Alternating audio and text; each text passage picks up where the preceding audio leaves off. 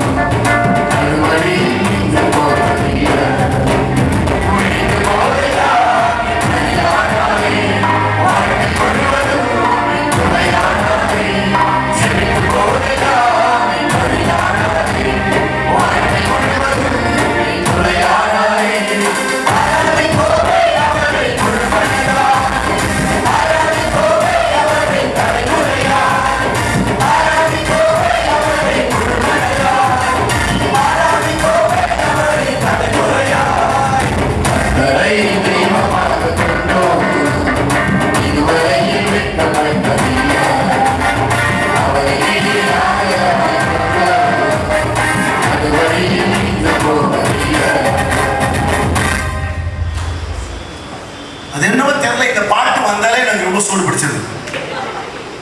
மற்ற பாட்டுக்கெல்லாம் ஒழுங்கா அடிக்கிறேன். இந்த பாட்டு வந்தோடனே நிறையாவே ஒரு வீரி ஒரு வல்லம் வந்துடும். என்னன்னா கர்த்தரை தெய்வமாய் கொண்ட ஜனங்கள் வாழ்க்கை பெற்றார். கர்த்தரை தெய்வமா பாட்டு பாடுறதுல கர்த்தரை தெய்வமா போடுறதுனால வீணானது சாப்பாடு தொப்பையில கிடக்கு மத்தியானம் போடுது இப்படி பாட்டுனா என்ன உண்ட மயக்கம் உன்னை சொல்லுவாங்க இந்த கிராமத்து மக்கள். உண்ட மயக்கம் தொண்டை வரைக்கும் அப்படி இல்லை, உண்ட மயக்கம் தொண்டை வரைக்கும். நல்ல கையை தட்டி உற்சாகமா பாடுங்க. உங்களை பார்த்து எனக்கு பரதாம இருக்கு. ஏன் 4 நாள் கன்வென்ஷன் போட்டு எங்க உயிரை வாங்குறாருன்னு சொல்ற மாதிரி இருக்கு. எவ்வளவு சந்தோஷமா இருக்கு தெரியுமா? எனக்கு போய் வீட்டுல 3:45 மணிக்கு தான் 3:50 கிழமை போய் படுத்த தூக்கம் வரும்.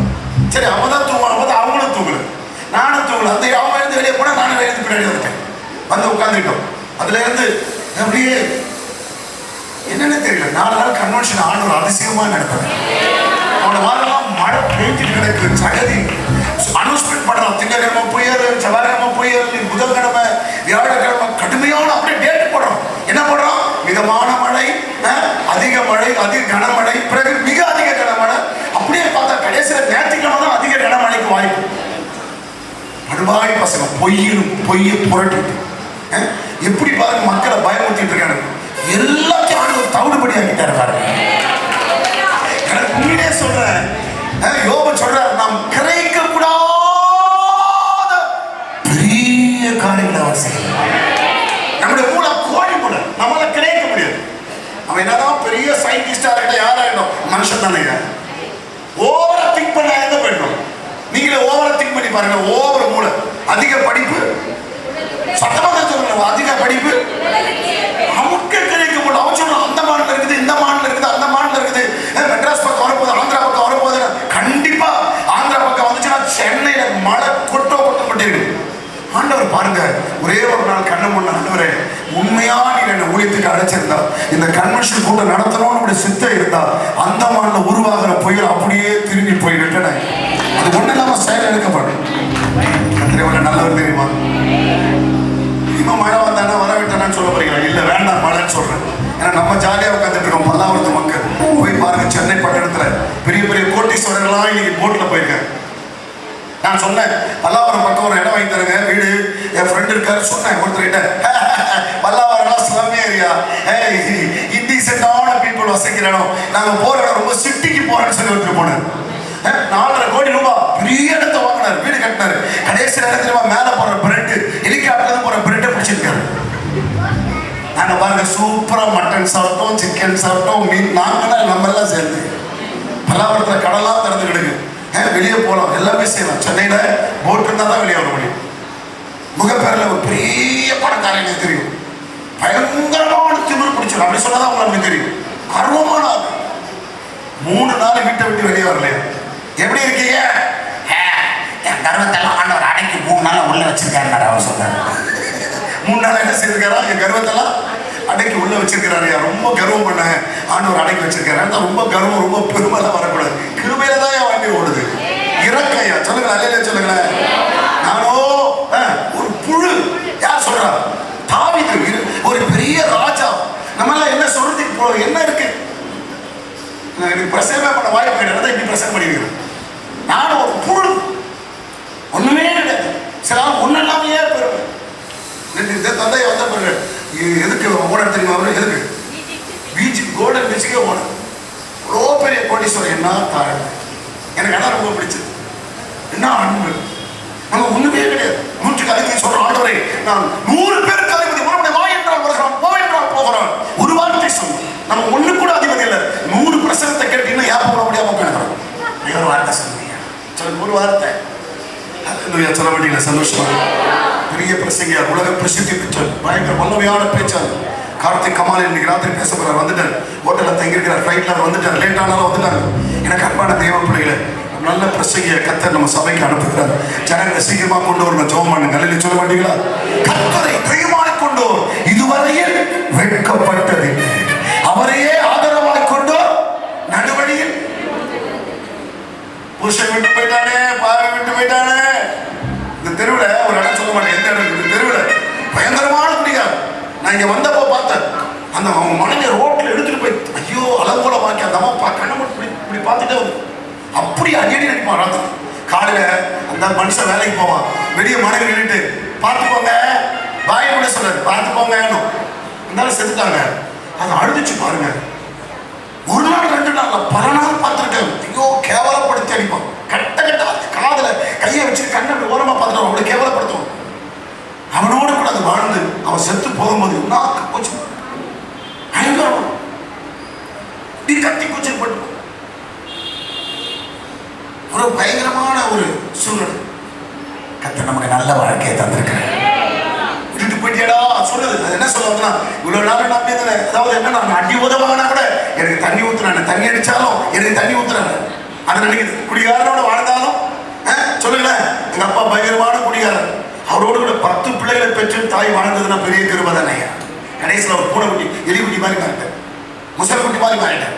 அப்படியே அடைக்கிட்டேன். ஒன்றுமே இல்லை. கர்த்தருக்கு ஸ்தோத்திரம். இயேசு நல்லவர். கைவை தலையில சொல்ல வேண்டியல. எல்லாரும் நம்ம பாதியில விட்டுட்டு ஓடிடுவாங்க. யாரையும் நம்ப முடியாது. யாரைத்தான் நம்புவதோ அப்படின்னு காதில் பட்டவை. யாரை நம்புறது? இயேசு ஒருவரை நம்புங்க. அவர் நமக்கு ஆதரவாக இருப்பார். கைகளை தலையில சொல்ல மாட்டீங்களா? நடுவழியில் அவர் ஒரு நாள் நம்மளை விட்டுட்டு போக மாட்டார். சொல்லுங்க, பக்கத்தில் சொல்லுங்க, நடுவழியில் நம்மளை விட்டுட்டு போக மாட்டார். கடைசி வரைக்கும் இந்த தேவன் என்றென்றுமுள்ள சதா காலமும் நம்முடைய தேவன் மரண பரியந்தம் நடத்துவார். கைவிடுவாரா? சொல்லுங்க, கைவிடுவாரா? அதனால நல்லா வீரியத்தோட பண்ணணும். சும்மா ஆடி சேர்ல வந்து குதிக்கணும். அப்படியே எப்படி உட்காந்து ஸ்பிரிங்ல உட்காந்து மாதிரி இருக்கணும், குதிக்கணும். எனக்கு அவ்வளவு சந்தோஷமா இருக்கு. என்ன தெரியுமா? கர்த்தரை தைரியமாக கொண்டிருப்பது. திட்டுற மாதிரி இருக்குதுங்க. நல்லா தான் கையை தட்டி பாடலாமா? ரெடி? 1 2 3 4.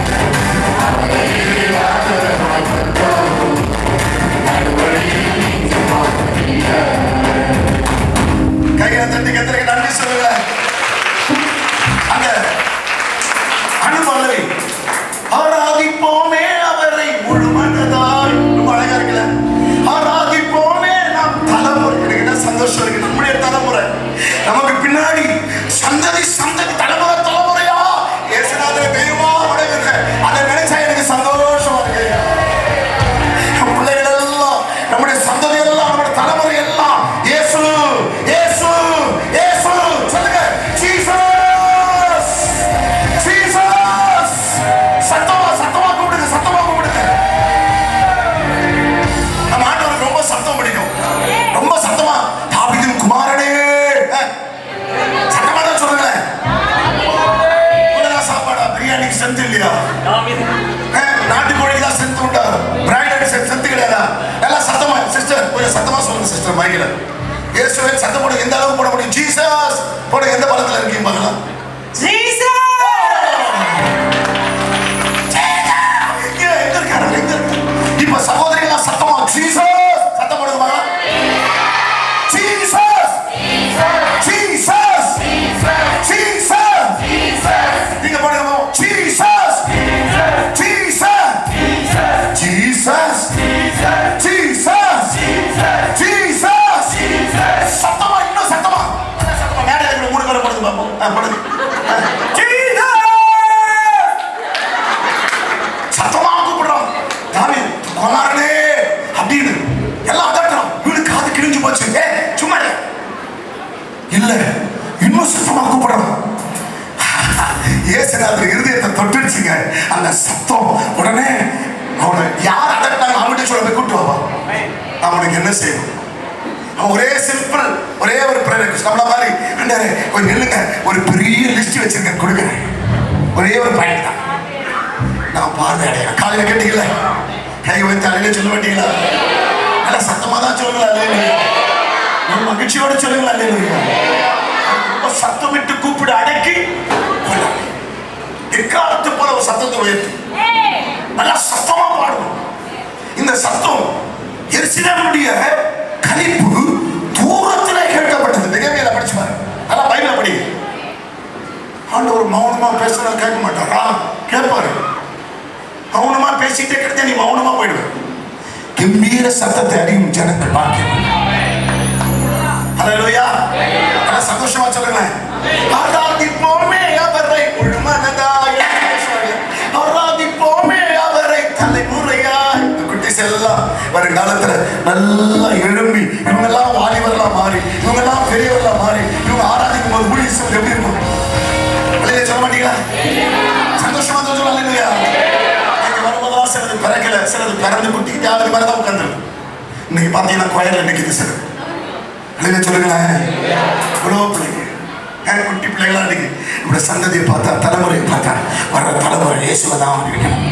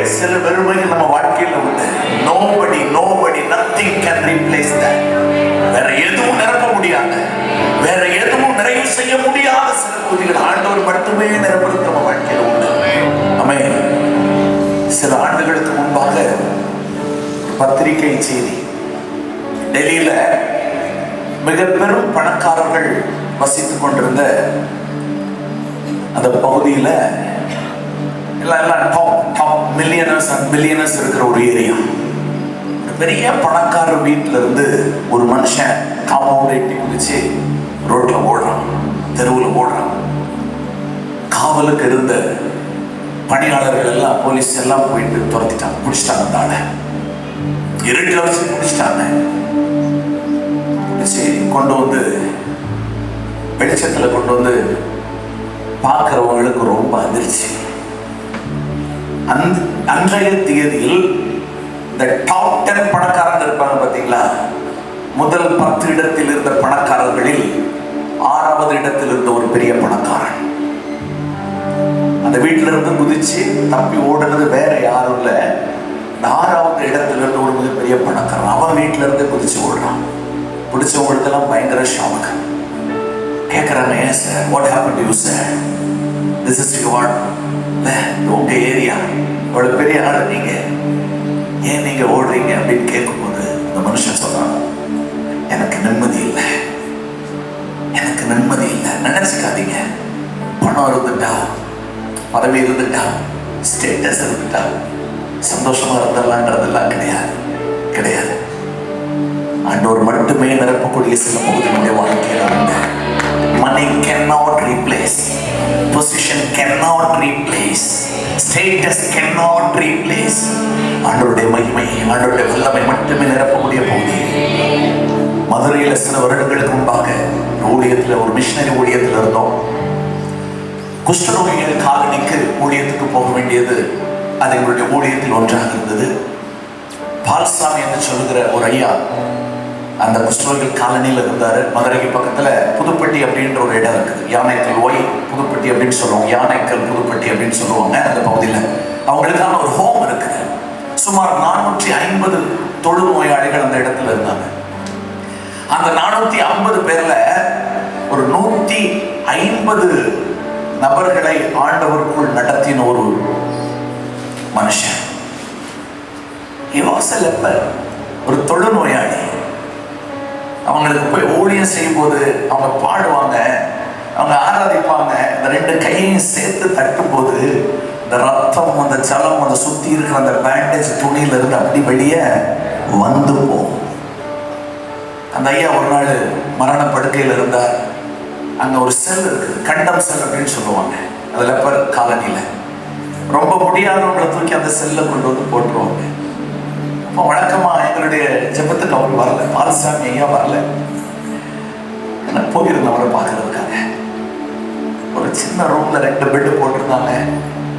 சத்தம் போடுறது கூட தெம்பு இல்லாம, எழும்பவும் தெம்பு இல்லாம அந்த மனுஷன் அப்படியே ஒரு பூனைக்குட்டி மாதிரி அந்த கட்டில ஓரமா படுத்திருக்கிறார். வெள்ள கூப்பிட்டோம், ஐயா. வெள்ள முடிச்சு பார்த்தாரு. அவங்க கிட்ட என்ன சொல்றதுன்னு தெரியல. கர்த்தர் உங்களுக்கு சுகம் கொடுப்பாருன்னு சொல்ல முடியுமா? சொல்லுங்களேன், சொல்ல முடியுமா? கர்த்தர் உங்களை உயர்த்துவாருன்னு சொல்ல முடியுமா? அவர்கிட்ட வாழ்க்கையில எந்த நம்பிக்கையும் இல்லாத ஒரு கூட்டம், எந்த விடிவும் இல்லாத ஒரு கூட்டம். அவரை பார்த்து கேட்கிறோம், எங்களுக்கு தெரியும் அவருடைய கடைசி காலம் என்பது தெரியும். பால்சாமியிட்ட கேட்கிறோம், ஐயா, மரணத்தை பார்த்து பயப்படுறீங்களா? நீங்க சாக போறோம்னு சங்கடமா இருக்கா உங்களுக்கு? அப்படின்ற வார்த்தையை கேட்டு முடிச்சோமோ இல்லையோங்க, இந்த மனுஷன் அது வரைக்கும் எங்க இருந்து அந்த தெம்பு வந்துச்சுன்னு தெரியல, அப்படியே தெம்பா எழுந்து உட்காந்துட்டு சொன்னாரு, இல்லையா, நான் இன்னைக்கு செத்தா கூட நாளைக்கு எங்க அப்பா மடியில இருப்பேன். ஆண்டவருக்குள்ள இப்பவும் நான் சந்தோஷமா இருக்கிறேயா, ஆண்டவருக்குள்ள நான் சந்தோஷமா இருக்க. அவர் சொன்னார், எனக்கு ஆரோக்கியம் இல்லை, எனக்கு சுகமே இல்லை, சாப்பிட்டு 2 நாள் ஆசையா, தண்ணி கூட குடிக்க முடியல. அவங்களுக்கு யாரும் ஹெல்ப் எல்லாம் பண்ண மாட்டாங்க. அந்த ரூம்ல அந்த வார்டுல அப்படியே கதவை தட்டிட்டு போவாங்க. ரூம்குள்ள வந்து தட்டு எடுத்து வெளியே வச்சாதான் அதுல சாப்பாடு போடுவாங்க. 2 பேர் இருக்கிறாங்களே, ஒரு தட்டு தானே இருக்குது, ஒரு ஆள் இல்லையன்ற அக்கறையில் அவங்களுக்கு இல்லை. அவ்வளவுதான். அவர் சொல்றாரு, தண்ணி கூட குடிக்கணும், கையை இப்படிதான் எடுத்து தண்ணி குடிக்கணும், அதை கூட குடிக்க முடியலையா? ஆனா அவர் சொன்னாரு, ஆனா நான் சந்தோஷமா இருக்கிறேன். நான் மறுபடியும் சொல்றேன், வாழ்க்கையில எந்த காரியமும் நிரப்ப முடியாத ஒரு இடத்தை ஆண்டவர் மட்டுமே நிரப்ப போதுமானவராக இருக்கிறார். கேட்கலாம், ஆண்டவரை பார்த்து, என் வாழ்க்கைக்கு நீங்க வேணும் ஆண்டவரே, என் வாழ்க்கைக்கு நீங்க வேணும் ஆண்டவரே, நீர் என் வாழ்வில் தேவை, என் வாழ்வின் சூழல்களில் நீர் தேவை, நீர் தேவை. ஜீவநதியே,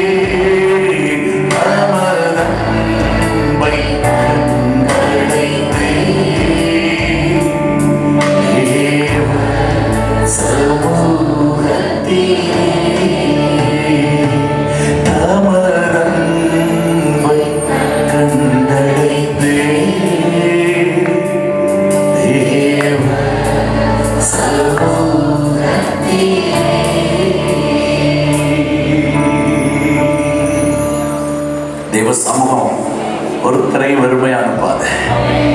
தேவ பிரசன்னம் ஒரு நாளும் ஒருத்தரையும் திரும்ப அனுப்பாது, வெறுமையா அனுப்பாது. ஆமென். சொல்லுங்க, நான் வெறுமையா திரும்ப போறதில்ல.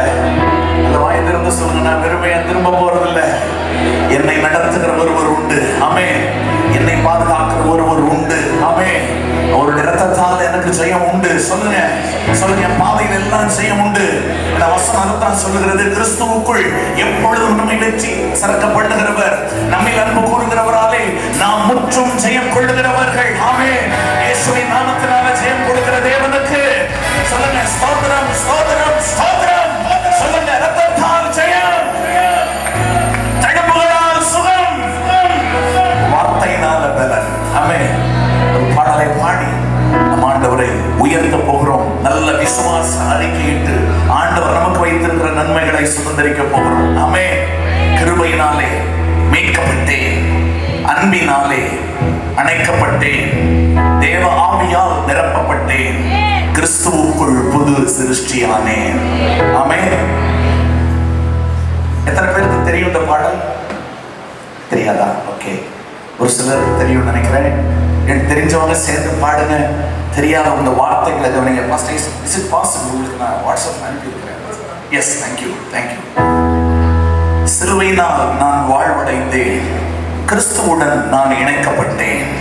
வாழ்வது இனி நான் அல்ல, கிறிஸ்துவே என்னில் வாழ்கின்றார். ஆமென். வார்த்தையினாலே வாழ்வு பெற்றேன், வல்லமையாலே நிரப்பப்பட்டேன், அழிவில்லாத வசனத்தினாலே ஆசீர்வதித்தும் அருள பெற்றேன். ஆமென். நம்மை ஆசீர்வதிக்கிற ஒரு நல்ல ஆண்டவர். ஹல்லேலூயா. கிருபையினாலே மீட்கப்பட்டேன், அன்பினாலே அணைக்கப்பட்டேன், கிருபையினாலே மீட்கப்பட்டேன், அன்பினாலே அணைக்கப்பட்டேன். சொல்லலாமா எல்லாரும்? கிருபையினாலே மீட்கப்பட்டேன், அன்பினாலே அணைக்கப்பட்டேன். கிருபையினாலே மீட்கப்பட்டேன்,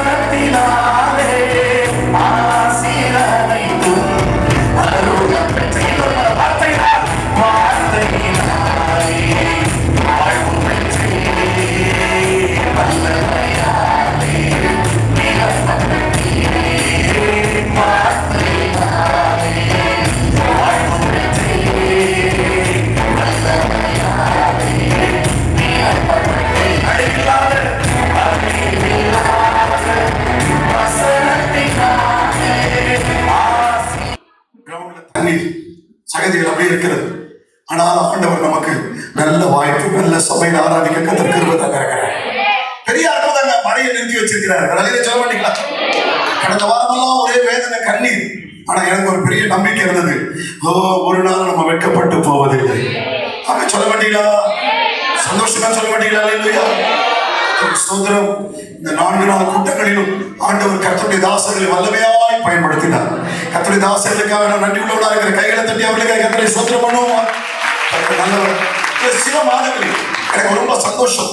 இந்த 3 மாதங்களுக்குள் சிறந்த போதகர்கள், சிறந்த தேவ மனிதர்கள் பாஸ்டர் வந்து தேவனுடைய செய்தியை கொடுத்தது நமக்கு ஆசீர்வாதம். இந்த ஜிபிஎஸ் ராபின்சன் பிரதர் வந்தது நமக்கு ஒரு பெரிய சந்தோஷம்.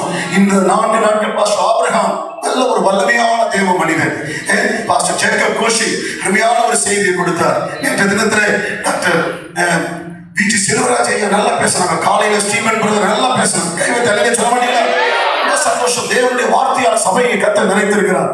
நான் உங்களுக்கு முன்னே அறிவித்தபடி நம்முடைய மத்தியில நம்முடைய அடைப்புக்கு இணங்கி பெரிய பொறுப்புகள் உங்களெல்லாம் சீக்கிரமா கூப்பிட சீக்கிரம் டேட் வாங்க முடியாது. ஜெபத்தில் இருக்கிறார்கள், உபவாச ஜெபத்தை நடத்தி கொண்டிருக்கிறார்கள். இன்றைக்கு உலகம் முழுதும் தேவனால் வல்லமையாய் பயன்படுத்துகிற ஒரு பெரிய தேவ மனிதரை கத்தர் கொண்டு வந்திருக்கிறார். ஒரு ஜெப வீரரை கொண்டு வந்திருக்கிறார். ஒரு பெரிய எழுப்புதல் வீரரை கொண்டு வந்திருக்கிறார். அவருடைய பிரசங்கத்தை கேட்கும் போதெல்லாம் எனக்கு ஒரு பெரிய எழுச்சி, எனக்கு பெரிய சந்தோஷம், உற்சாகமா இருக்கும். ஆசைப்பட்ட ஆண்டவரே, எப்படியாவது தேவ மனிதரை அழைத்து இந்த வருஷத்துல கன்வென்ஷன்ல பயன்படுத்த வேண்டும் என்று சொல்லி அவருடைய டேட்டை வாங்க ரொம்ப பாடுபட்டு வாங்கினேன். நான் ஏப்ரல்ல நடத்த முடியல. கத்தர் வருட கடைசியில் கத்தருடைய தாசனை கொண்டு வந்திருப்பதற்கு நான் கத்தரை ஸ்தோத்திரிக்கிறேன். கத்தர் நம்முடைய ஜெபங்கள் எல்லாம் கேட்டிருக்காரு. சொல்ல வேண்டியங்களா? சந்தோஷமா சொல்லுங்க. அல்லேலூயா. அவருக்கு நம்முடைய நடுவில் வந்து முழங்கால் போட்டிருப்பது இந்த சபைக்கு ஒரு பெரிய ஆசீர்வாதம், இந்த சபைக்கு ஒரு பெரிய மகிமை. அவர் மேல் இருக்கிற அபிஷேகம், அவருக்குள் இருக்கிற வார்த்தை இந்த சபையை நிரப்ப போகிறது, உங்களை நிரப்ப போகிறது. எத்தனை பேர் விசுவாசிக்கிறீர்கள்? நம்மெல்லாம் ஏழை நின்று கைகளை தட்டி நம்முடைய அழைப்புக்கு இறங்கி வந்த மதிப்புக்கு மரியாதைக்குரிய கர்த்தருடைய தாசன் கார்த்திகமாக அவருக்கு சந்தோஷமான வரவேற்கிறேன். அவருடைய தேவனுடைய செய்தியோடு கூட வந்திருக்கிறார். இந்த கடைசி நாள்ல உங்களோடு இருக்கிறது ஒரு பெரிய ஆசீர்வாதம். அருமையான பாஸ்டர் அவர்களுக்காக, பாஸ்டர்மாக்காக, வின்சென்ட் பாஸ்டருக்காக, ஐயாவுக்காக, சத்தியம் அவருக்காக துதிக்கிறேன். உங்க குவாய்ச்சி உங்க எல்லாரையும் நான் வாழ்த்துக்கிறேன். ஆசீர்வதிப்பாரா. அல்லேலூயா. ரொம்ப எனக்கு ஒரு 1 வீக் பயங்கர காஃப் இருந்தது. கொரோனா இல்லை, ஆமா சரியா. ஃப்ளைட்ல ஏறி உட்காந்து சும்மா கூட இருக்க முடியல, சும்மா கூட இருக்க முடியல. மாஸ்க் போட்டதுல இருந்து அது ஆட்டோமேட்டிக்கா இருமல் வருது, ஆனா சும்மா கூட இருக்க முடியல. திரும்பி இப்படி நம்மளை இறங்க பார்க்குறான். அதுக்கே கொஞ்சம் பயந்தே தான் நம்ம ட்ராவல் பண்ண வேண்டி இருக்கிறது. ஆமாம், லாஸ்ட்டாக ஒரு ஃபோட்டோ பார்த்தேன். ஒரு ஒரு ஆள் பேசுகிற மாதிரி, பார்த்தா நம்ம ஊருக்கு அமீர் கான் வந்திருக்கான் அப்படின்னு. அது அமீர் கான் இல்லைப்பா, ஒமீர் கான் அப்படின்னு சொல்லி இது ஒரு பாட்டி கொரோனாவோ குருமான்னு சொல்லுது. மோசமான ஆட்களுக்குள்ள எப்படியோ வந்து கொரோனாவோ ஒமிக்ரானோ வாட்டெவர் பேபி எதுவோ ஒன்று முழு உலகத்தையும் போய் தாக்கிருச்சு பாருங்க. எல்லாருக்கும் தெரியுது கொரோனான்னா என்னன்னு தெரியுது, ஒரு சின்ன வைரஸ் வந்துருச்சுன்னா என்னன்னு தெரியுது. ஆனால் 2021 வருஷம் ஆயும் இன்னும் இயேசுவை அறியாத ஒரு பெரிய கூட்டமே இருக்குதுன்றதுதான் பெரிய வேதனையா இருக்கிறார் இல்லை. அது ஒரு பெரிய துக்கம். ஆனா அதுக்காகத்தான் கர்த்தர் நம்மளெல்லாம் இப்படி கூட்டி சேர்த்துட்டு இருக்கிறார். இல்லையா சொல்லுங்க. ஆமா, இது ஒரு பெரிய கடைசி எழுப்புதல் காலம். இந்த எழுப்புதல் காலத்துல எங்க பார்த்தாலும் ஒரு சத்தம் கேட்டுட்டு இருக்கு. என்ன சத்தம்? எழுப்புதல், எழுப்புதல், எழுப்புதல் பெருவிழாக்கள், எழுப்புதல் உபவாச கூடுகை, எழுப்புதல் வாலிபர் கூடுகை, எழுப்புதல் போதகர் முகாம். அப்படி எழுப்புதல்ங்கிற தாக்கம் பல பேர் சர்ச்சு பேரையும் மாற்றி எழுப்புதல் திருச்சபையை மாற்றுற அளவுக்கு சபைக்குள்ள பயங்கர எழுப்புதலின் தாக்கத்தை கர்த்தர் இந்த கடைசி காலத்துல கொடுத்து கொண்டிருக்கிறார். ஆமென். இங்க வேதத்தை வாசி பார்த்தீங்கன்னா மொத எழுப்புதல் அப்படின்னு சொல்லி அந்த வேர்டு மொத எழுப்புதல் அப்படின்னு சொல்லி அது பார்த்தீங்கன்னா ஆதியாகமம் 44 யாக்கோபின் ஆவி உயிர் நீச்சி அடைந்தது, ரிவாய் எழுப்புதல் அடைந்தது என்று போடப்பட்டிருக்கிறார். எப்படியா? யாக்கோபின் ஆவி என்னாச்சா? பாதாளத்துக்கு இறங்கி இருந்தது, எழுப்புதல் அடைந்தது, உயிர் நீச்சி அடைந்தது அப்படின்னு போடப்பட்டிருக்கிறார். ஒரு பெரிய உயிர்ப்பிக்கிற அனுபவம். எப்ப அவன் ஆவி உயிர்ப்பிக்கப்பட்டது? வேதம் சொல்லுது, யோசேப்பு இருக்கிறான்னு கேள்விப்பட்ட உடனே யாக்கோபின் ஆவி உயிர்ப்பித்தார். யோசேப்பின் வண்டியை பார்த்த உடனே அவன் ஆவி உயிர்ப்பித்தாரு. யோசேப்பின் வார்த்தையை கேட்ட உடனே அவன் ஆவியை கர்த்தர் உயிர்ப்பிக்க பண்ணினான். ஆமென் சொல்லுங்க. ஒரு யோசேப்பு இந்த காலகட்டத்துல தேவைப்படுகிறார். உயிர் மீட்சி அடைய உயிர்ப்பிக்கிற ஒரு தேவ மனிதனா ஒரு யோசேப்பை கர்த்தர் இந்த கடைசி காலத்துல எழுப்பணும். ஆமென். நீங்க வேதத்தை வாசி பார்த்தீங்கன்னா ஆதியாகமத்திலிருந்து பல எழுப்புதல் இருக்கிற ஒவ்வொரு எழுப்புதல் ஒவ்வொரு காலகட்டங்களிலும் நம்ம இப்ப வாழ்ந்து கொண்டிருக்கிற காலத்திற்கு முன்பாக பல தேசத்துல பல எழுப்புதல் தேவன் கொடுத்திருக்கிறார், பல எழுப்புதலை கர்த்தர் கொடுத்திருக்கிறார். சரியா? நமக்கு ஒரு பெரிய முன்மாதிரின்னா அப்போஸ்தலர் 2ஆம் அதிகாரத்துல உள்ள ஒரு பெரிய எழுப்புதல் தான் நம்ம கண்களுக்கு முன்பாக எப்போது நிற்கிறது. ஆமா, ஒரு அபிஷேகம், 2ஆம் அதிகாரத்துல வந்த ஒரு அபிஷேகம் ஒரு 3000 பேரை ரட்சித்தது. 4ஆம் அதிகாரத்தினுடைய ஒரு அற்புதம், 3ஆம் அதிகாரத்தினுடைய அற்புதம் 4ஆம் அதிகாரத்துல 5000 பேரை கர்த்தர் பக்கம் கொண்டு வந்தது. சரியா? அபிஷேகம் 3000-ஐயும் அற்புதம் 5000-ஐயும் கொண்டு வந்தது. 5ஆம் அதிகாரத்துல அடி விழுந்தது. என்னது விழுந்தது? அடி விழுந்தது சபையில. திரளான புருஷர்களும் ஸ்திரீகளும் பயத்தோடு கர்த்தர் பக்கம் சேர்க்கப்பட்டார்கள். சரியா? 6ஆம் அதிகாரத்துல அழைப்பை சரி செய்தார்கள். அழைப்பு சரி செய்யப்பட்ட போது சீஷர்களின் தொகை பெருகி கொண்டே இருந்தது.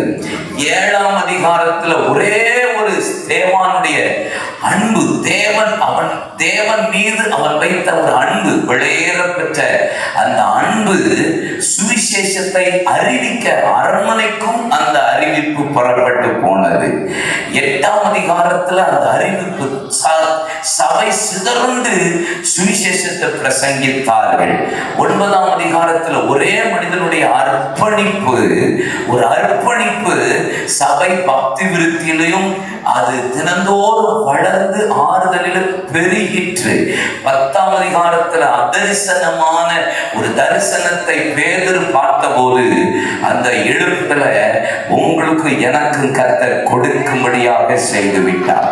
இந்த 2ஆம் அதிகாரத்திலிருந்து 10ஆம் அதிகாரம் வரை நடந்த இந்த அபிஷேகம், அற்புதம், இந்த அழைப்பு, அடி, அறிவிப்பு, அன்பு, இந்த ஒரு அர்ப்பணிப்பு, ஒரு அதரிசனமான தரிசனம், இதுதான் இனி வரப்போகிற எழுப்புதல்ல கர்த்தர் செய்ய போகிற காரியம். ஆமென், அல்லேலூயா. நீங்க ஒவ்வொரு எழுப்புதல் ஒவ்வொரு தேசத்துல ஒவ்வொரு எழுப்புதல் வந்தது. மார்ட்டின் லூத்தர் மூலியமா ஒரு ப்ராட்டஸ்டன்ட் ரிவைவல்னு கர்த்தர் கொடுத்தார். ப்ரொட்டஸ்ட் பண்ணி ரோமன் கத்தோலிக்க திருச்சபையிலிருந்து அது ப்ரொட்டஸ்ட் பண்ணி வெளிப்பட்டது நம்ம கையில இருக்கிற இந்த வேத புத்தகம் ப்ராட்டஸ்டன்ட். ஆமா, இவான் ராபர்ட்ஸ் மூலியமா வேல்ஸ் தேசத்துல கர்த்தர் ஒரு பெரிய எழுப்புதலை கொடுத்தார். லூயிஸ் என்கிற ஐலாண்ட்ல டங்கன் கேம்பல் மூலியமா கர்த்தர் ஒரு பெரிய எழுப்புதலை கொடுத்தார். ஜோனத்தான் கோஃபோர்த் மூலியமா வடசீனாவுல கர்த்தர் மிகப்பெரிய எழுப்புதலை கர்த்தர் அந்த மனிதனுடைய 3 ஆண்டு கால பிரயாசத்தினாலே கர்த்தர் கொடுத்தார். ஜான் நாக்ஸ் மூலியமாக, அங்கே லிவிங்ஸ்டன் மூலியமாக, டிஎல் மூடி மூலியமாக, ஜான் வெஸ்லி மூலியமாக, எல்லா பக்கத்திலும் ஒவ்வொரு இடங்களிலும் ஒவ்வொரு விதமான எழுப்புதலை ஒவ்வொரு தேசங்களில கொடுத்தார். அதுக்கு அடுத்த செஞ்சுரியில நீங்க வாசித்து பார்த்தீங்கன்னா வரலாறுகள்ல பென்சகோலா என்கிற இடத்துல ஏர்போர்ட் ரிவைவல் என்ற ஒரு பெரிய எழுப்புதலை John Hill, Patrick Steven Hill, Linden Cooley, ஒரு பாஸ்டர், ஒரு எவாஞ்சலிஸ்ட், ஒரு வொர்ஷிப் லீடர், 3 பேரை இணைத்து கர்த்தர் ஒரு பெரிய எழுப்புதலை கொடுத்தார். இப்படி பல எழுப்புதல் பல தேசத்துல நடந்தது. அதே போல நம்முடைய தமிழ்நாட்டிலேயே கர்த்தர் அந்த நாட்களில் ஒரு பெரிய எழுப்புதலை கொடுத்தார். எல்லா காலகட்டங்களிலும் எழுப்புதல் நடந்தது. நீங்க வேதத்தையும் வாசித்து பார்த்தீங்கன்னா ஒவ்வொரு காலகட்டங்களிலும் ஒவ்வொரு எழுப்புதல் நடந்தது. ஆனா எல்லா எழுப்புதலுமே ஒன்று, இந்த எப்படி நம்ம கிறிஸ்து பிறப்பதற்கு முன்ன, கிறிஸ்து பிறப்பதற்கு பின்னு வச்சிருக்கிறோம். நான் ரட்சிக்கப்பட்டதுக்கு முன்னாடி, ரட்சிக்கப்பட்டதற்கு முன்னாடி அப்படின்னு ஒரு வாழ்க்கை நமக்கு இருக்கும். அவன் நான் ரட்சிக்கப்படுறதுக்கு முன்னாடி ரொம்ப துன்மார்க்கமா ஜீவித்துட்டு இருந்தேன். அவன் ஏசப்பாவுக்கு எனக்கு சம்பந்தமே இல்லை. ஆண்டவர் அறியாத இந்து குடும்பத்துல ஜீவித்தேன். கையில கத்தியோட வாரத்துல 6 நாள் குடிச்சிட்டு ஏசப்பாவுக்கு எனக்கு சம்பந்தமே கிடையாது. எங்க அம்மாவுடைய ஜெபம் என்ன ஏசப்பா தொட்டார். எங்க அம்மாவுடைய ஜெபம். ஆமா, இது பெரிய ஆச்சரியம் என்னன்னா, காலேஜ் படிக்கும் போது எங்க அம்மாட்ட வந்து குடிக்க போறேன்னு சொல்லிட்டே போயிருவேன். ஆமா, சொல்லிட்டு போயிருவேன். உடனே எங்க அம்மாவும் கொஞ்சமா குடிப்பாங்க. ஆமா, வெரி குட் மம்மி. கொஞ்சமா ஒரு டைம் ஸ்கூல் காலேஜில் அந்த டைமில் என்ன செஞ்சுச்சேன்னா பாட்டில் இடுப்பில் வச்சுட்டு அப்படியே வீடு மாடியில் ஒரு சின்ன ஏணி இருக்கும், ஒரு மூங்கில் ஏணி. மெதுவாக ஏறுறேன், எங்கள் அம்மா ஜன்னல் வழியாக பார்த்துட்டாங்க, இந்த பையன் ஏதோ செய்ய போகிறான் அப்படின்ட்டு. என் ஃப்ரெண்டும் ஏறினோடனே கண்டுபிடிச்சிட்டாங்க, எனக்கு பிடிக்க தான் போகிறான்னு கேட்டு. ஆமாம், எங்கள் அம்மா எப்படி அம்மா பாருங்க, மேலே போய் அன்னைக்கு எங்கள் அம்மா ஏதோ சாலை மீன் வாங்கி வச்சிருக்காங்களா, பொறிச்சு மேலே கொடுத்து விட்டுருக்காங்க போல எங்கள் அம்மா. எவ்வளவு நல்ல மம்மியா இருந்திருக்காங்க. ஆமா. ஆனா 3rd year காலேஜ் வந்து ஏசப்பாவை ஏற்றுக்கொண்டேன். அப்போ நான் வந்து எங்க அம்மா கூட உட்கார்ந்து ஜெபிக்க உட்கார்ந்த பாருங்க. ஒரு நாள் அவ ஜெபம் பண்ணி முடிச்ச உடனே எங்க அம்மாட்ட கேட்டேன், எப்படிம்மா உங்களால மட்டும் குடிக்க போறேன்னு சொன்னேன், கொஞ்சமா குடினீங்க, மீனை வேற பொறிச்சு வேற கொடுத்து விட்டீங்க, ஹவுஸ் இட் பாசிபிள் அப்படின்னு கேட்டேன். எங்க அம்மா ஒன்னே ஒன்னா சொன்னான், எங்கடா பெருவ நீனு, முழங்கால உன்னை ஹோல்டு பண்ணி வச்சிருக்கேன்டா அப்படின்னா, நீ எங்கேயும் போக முடியாது, இங்கே நான் வச்சிருக்கிறேன். இந்த இரவு பரிசுத்த ஆவியானவர் சில தாயாரை பார்த்து சில தகப்பனாரை பார்த்து சொல்றார், ஆண்டவர் உங்க பிள்ளைகளை குறித்து கலங்காதீர்கள், முழங்கால சரியா வச்சு ஜெபிங்க.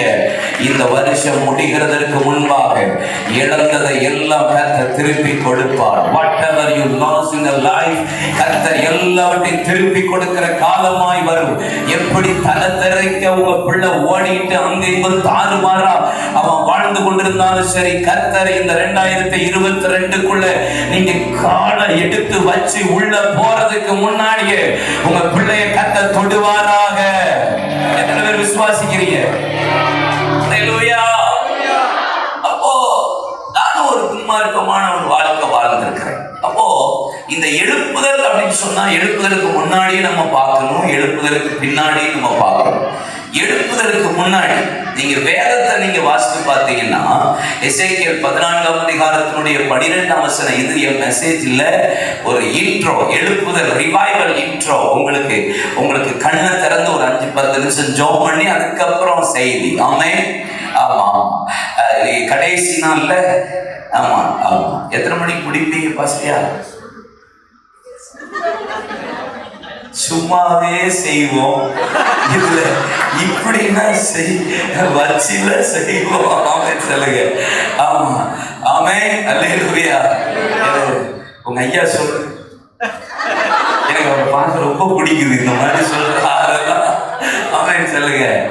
ஆமா, இப்பதான் பிடிக்கணும்னு சொன்னாலும் நான் முடிய மாட்டேன், இதுல வேற விஷயம் இருக்கு. ஆமென் சொல்லுங்க. கர்த்தர் நல்லவர். ஆமென். அப்போ நீங்க ஒண்ணு பாருங்களேன், எசேக்கியேல் 14:12ஆம் அதிகாரத்துல இருந்து நீங்க வாசித்து பார்ப்பீங்கன்னா, வேதத்துல நீங்க வாசிக்க வேண்டாம், அப்படியே என் கூடயே டிராவல் பண்ணுவாங்க. நான் அப்படி உங்களுக்கு சொல்றேன்.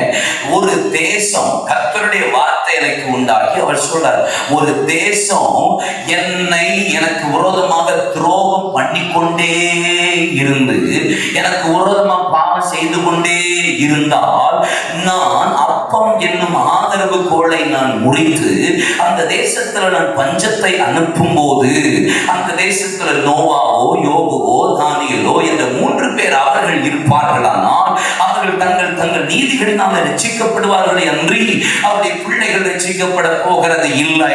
ஆண்டவர் திரும்ப சொல்ற, நான் பட்டயத்தை அனுப்பும் போது இந்த 3 பேர் தான் ரட்சிக்கப்படுவார்கள். நான் கொள்ளை நோயை அனுப்பும் போது இந்த 3 பேர் தான் ரட்சிக்கப்படுவார்கள். நான் பஞ்சத்தை, கொள்ளை நோயை, பட்டயத்தை, கடைசியா சொல்ற நான் மிருகத்தை அனுப்பும் போதும், இந்த யோபுவா இருக்கட்டும், தானியேலா இருக்கட்டும், அது வந்து நோவாவா இருக்கட்டும், இந்த 3 பேர் தான் ரட்சிக்கப்படுவார்கள் என்று சொல்லிவிட்டு கடைசி வசனத்துல 16ஆம் வசனத்துல அங்கே கடைசியா 16-26 கடைசி 14 கடைசி வசனத்துல இப்படி வேதம் சொல்லுகிறது, இதை எல்லாவற்றையும் நான் ஒரு முகாந்தரத்தினாலே தான் செய்தேன் என்பதை நீங்கள் அறிந்து கொள்ளும்படியாக. இதை எல்லாவற்றையும் நான் சும்மா செய்யல, இதை எல்லாவற்றையும் பாருங்க, நான் அதில் செய்த எல்லாவற்றையும் முகாந்தரம் இல்லாமல் செய்யவில்லை என்று அப்பொழுது அறிந்து கொள்வீர்கள் என்பது கர்த்தராகிய ஆண்டவர் உரைக்கிறார். 2 நாளாகமத்தின் புஸ்தகம் 7ஆம் அதிகாரத்தினுடைய 13-14 வசனத்தை வாசித்தாலும், ஆண்டவர் பஞ்சம், பட்டயம், கொள்ளை நோய், மிருகம் இருக்கணும். இந்த 4 காரியத்தை சொல்லிவிட்டு தான் என் நாமம் தரிக்கப்பட்ட என் ஜனங்கள் தங்களை தாழ்த்தி முகத்தை தேடி ஜெபம் பண்ணி பொல்லாத வழியை விட்டு திரும்பிய தேசத்திற்கு சேமத்தை கொடுப்பேன் என்று கர்த்தர் சொல்லுகிறார். யோவேல் 2ஆம் அதிகாரம் 17ஆம் வசனத்திலிருந்து வாசித்து பார்த்தால் ஆண்டவர் இந்த காரியத்தை சொல்லுகிறார். என் மண்டபத்துக்கும் பலிபீடத்துக்கும் நடுவே ஆசாரியன் நின்று கர்த்தரை நோக்கி ஜெபம் பண்ணும் போது வெளியே வந்து ஒரு பெரிய ஊழியத்தை செய்தார். கடந்த நாட்களில் சாலமோன் கிங் என்கிற ஒரு தேவ மனிதரை டெல்லியிலிருந்து வந்திருந்தார். அவரோடு பேசிக் கொண்டிருந்த போது அவர் சொன்னார், எனக்கும் கொரோனா அஃபெக்டட் ஆயிடுச்சு, என்னுடைய பிரீத்திங் அங்க லெவல் குறைஞ்சிட்டே வருது 75 70 60 65 அப்படி குறைஞ்சிட்டே இருக்கிறது. ஆல்மோஸ்ட் டெட் எண்டுக்கு வந்தேன். அங்க பேசி ஒரு ஹாஸ்பிட்டல்ல ஒரே ஒரு பெட்டுக்காக வெளியே வெயிட் பண்ணிட்டு இருந்தேன். ஆனா ஆவியானவர் என்கிட்ட பேசினார், பாரு எத்தனை பேர் மரிக்க போறாங்க, நீ மரிச்சா இப்ப பரலோகம் போயிருவ, எத்தனை பேர் மரிக்க போறாங்கன்னு சொன்ன உடனே அந்த பெட்டை விட்டு இறங்கி டாக்டர் டி நர்ஸ் டீம் போய் சொன்னாரா, சாலமன் கிங்ங்கிற அந்த பாஸ்டர் சிஸ்டர் டாக்டர் நான் இவங்களுக்காக ஜெபிக்கட்டுமா, நீயே போற, நீயே இப்பவே இருக்க, இவங்களுக்கு ஜெபிக்க போறியா?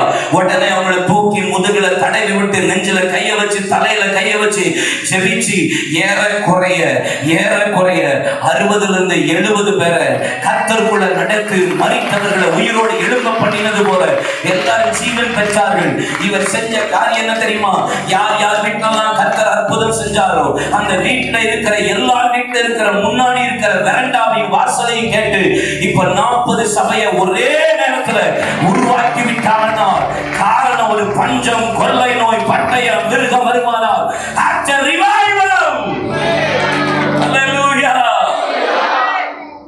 அங்கங்கே கர்த்தர் செய்தார்னா ஒரு பஞ்சம் வருதா, பட்டயம் வருதா, கொள்ளை நோய் வருதா, மிருகம் வருதா, கர்த்தர் ஒண்ணு தெரிஞ்சுக்கோங்க, அடுத்தது நான் பெருசா ஏதோ பார்க்க போகிறேன். ஒரு பெரிய எழுப்புதலை கர்த்தர் காணாமடி செய்ய போகிறேன். அல்லேலூயா. ஆமென். இந்த கொரோனா முழு உலகத்துக்குமே ஒரு ஆட்டத்தை கொடுத்திருக்குமானா முழு உலகமும் எதிர்பார்க்கிற திருச்சபை எதிர்பார்க்கிற மிகப்பெரிய எழுப்புதலை சபை காண போகிற. அல்லேலூயா. ஆமென். அல்லேலூயா. கொரோனா எத்தனை பேருக்கு பிடிச்சது?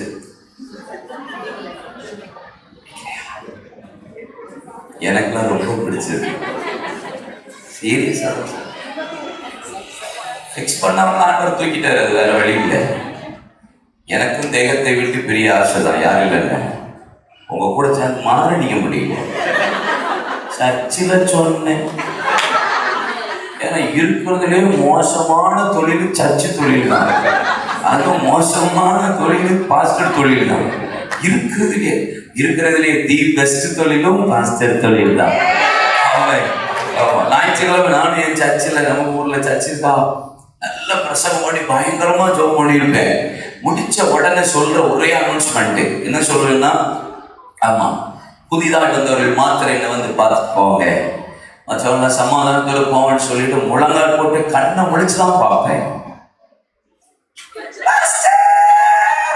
வரும் பாருங்க. அது சில குறிப்புகளுக்கெல்லாம் எங்க கையில மண்டைய பொண்டைய கொடுக்காம போவே முடியாது பாருங்க. அதுகளுக்கு எப்படியாவது நாங்க தலையில வச்சு 2 ஆட்டம் தேங்க்யூ பாஸ்டர்னு போவோம். அது மூத்த விசுவாசியாக இருக்கட்டும், பாதியில வந்த விஷயம் இருக்கட்டும், இல்ல குவார்டர்ல வந்த விஷயம், எப்படினாலும் எங்க கையில வச்சு தேங்க்யூ பாஸ்டர். ஏன்னா ஒண்ணு இடுப்புல ஏறி உட்காரும், ஒண்ணு முதுகுல ஏறி உட்காரும், ஒண்ணு சட்டையை பிடிச்சி இழுக்கும், ஒண்ணு மூக்கொடிக்கிட்டு அலையும். இத மாதிரி மோசமான தொழில். ஏன் பாஸ்டர்மார்களுக்கெல்லாம் மத்திய பாகம் பெருசா இருக்கு தெரியுமா? எல்லாம் உங்களாலதான். ஒரு நேரம் தான் பிரசவ வழி, பிரசவம் எங்களுக்கு டெய்லி கற்ப வாரம் பிரசவம் தான் எங்களுக்கு. ஆமா, உங்களுக்கு தெரியாதுங்க, தெரியாது. சாட்டர்டே நைட்டு, வெள்ளிக்கிழமை நைட்ல இருந்து நாங்க படுற பாரு எங்களுக்கு தான். ரெக்கார்டப்பா பண்ற கட் பண்ணி நான் மாட்டுக்கு ஃப்ளோவில் அடிப்பேன். எல்லாத்தையும் போட்டுட்டீங்கன்னா ஃபேஸ்புக்குன்னு வச்சிருக்காங்க பாருங்க. ஆமாம், மெனக்கிட்டு செய்வினை செயற்பாட்டு வினை எல்லா வினையும் நமக்கு தடிதான் வரும் பாருங்க. ஆமா, இதுக்குன்னே ஒரு குரூப் உட்காந்துட்டு இருக்காங்கன்னா ஆமா மெனக்கெட்டு பாருங்க. ஸ்தோத்திரம். நான் சொல்ல வந்தேன்.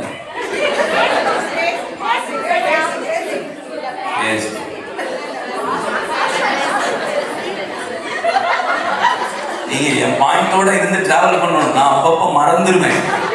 எனக்கு கொஞ்சம் மறதி ஜாஸ்தி. என்னப்பா புரியுதா? சரி, அப்போ பாருங்க, கடைசி கால எழுப்புதல்ல திருச்சபையை கத்தர் ஒரு பெரிய காரியத்துக்காக கத்தர் பயன்படுத்தும். ஆமாம் சொல்லுங்க. இந்த கொரோனா வந்தது எனக்கு ரொம்ப பிடிச்சிருந்துச்சு. ஆமாம், அது எனக்கு இந்த செகண்ட் லாக்டவுனோட ஃபர்ஸ்ட் லாக்டவுன் தான் ரொம்ப பிடிச்சிருந்துச்சு. சீரியஸாக இருக்கிறதுலயே ரொம்ப பிடிச்சது என்ன தெரியுமா பாஸ்டர்? எல்லா வாயும் ஆண்டவர் அடைச்சாரு பாருங்க, மாஸ்கை போட்டு. எனக்கு அது ரொம்ப பிடிச்சது. எனக்கு உலகத்தை வேணாலும் வாய் அடைச்சிருவோம். நம்ம இந்த ரபல அந்நிய பாஷைக்கு ஒரு வாயை அடைக்க முடியாது பாருங்க. அவ்வளோ வாய் டோர் க்ளோஸ்ட் அப்படின்னு டக்குன்னு மாஸ்க் போட்டாரு பாருங்க. ஆமாம், முந்தியெல்லாம் ஊழியக்காரங்களை பார்த்தா மட்டையை கொடுத்து ஜோம் பண்ணுவாங்க. இப்பெல்லாம் அப்படி கிடையாது. பாஸ்டர் செல்ஃபி, ஒரு செல்ஃபின்னுவாங்க. இந்த மாஸ்க் போட்டதுல இருந்து முன்னாடி யார் போறா பின்னாடி யார் போறா ஒன்றும் தெரியல. நமக்கு இந்த ஜாலியா போகிறதுக்கு ரொம்ப கர்த்தர் கிருபை செஞ்சார்.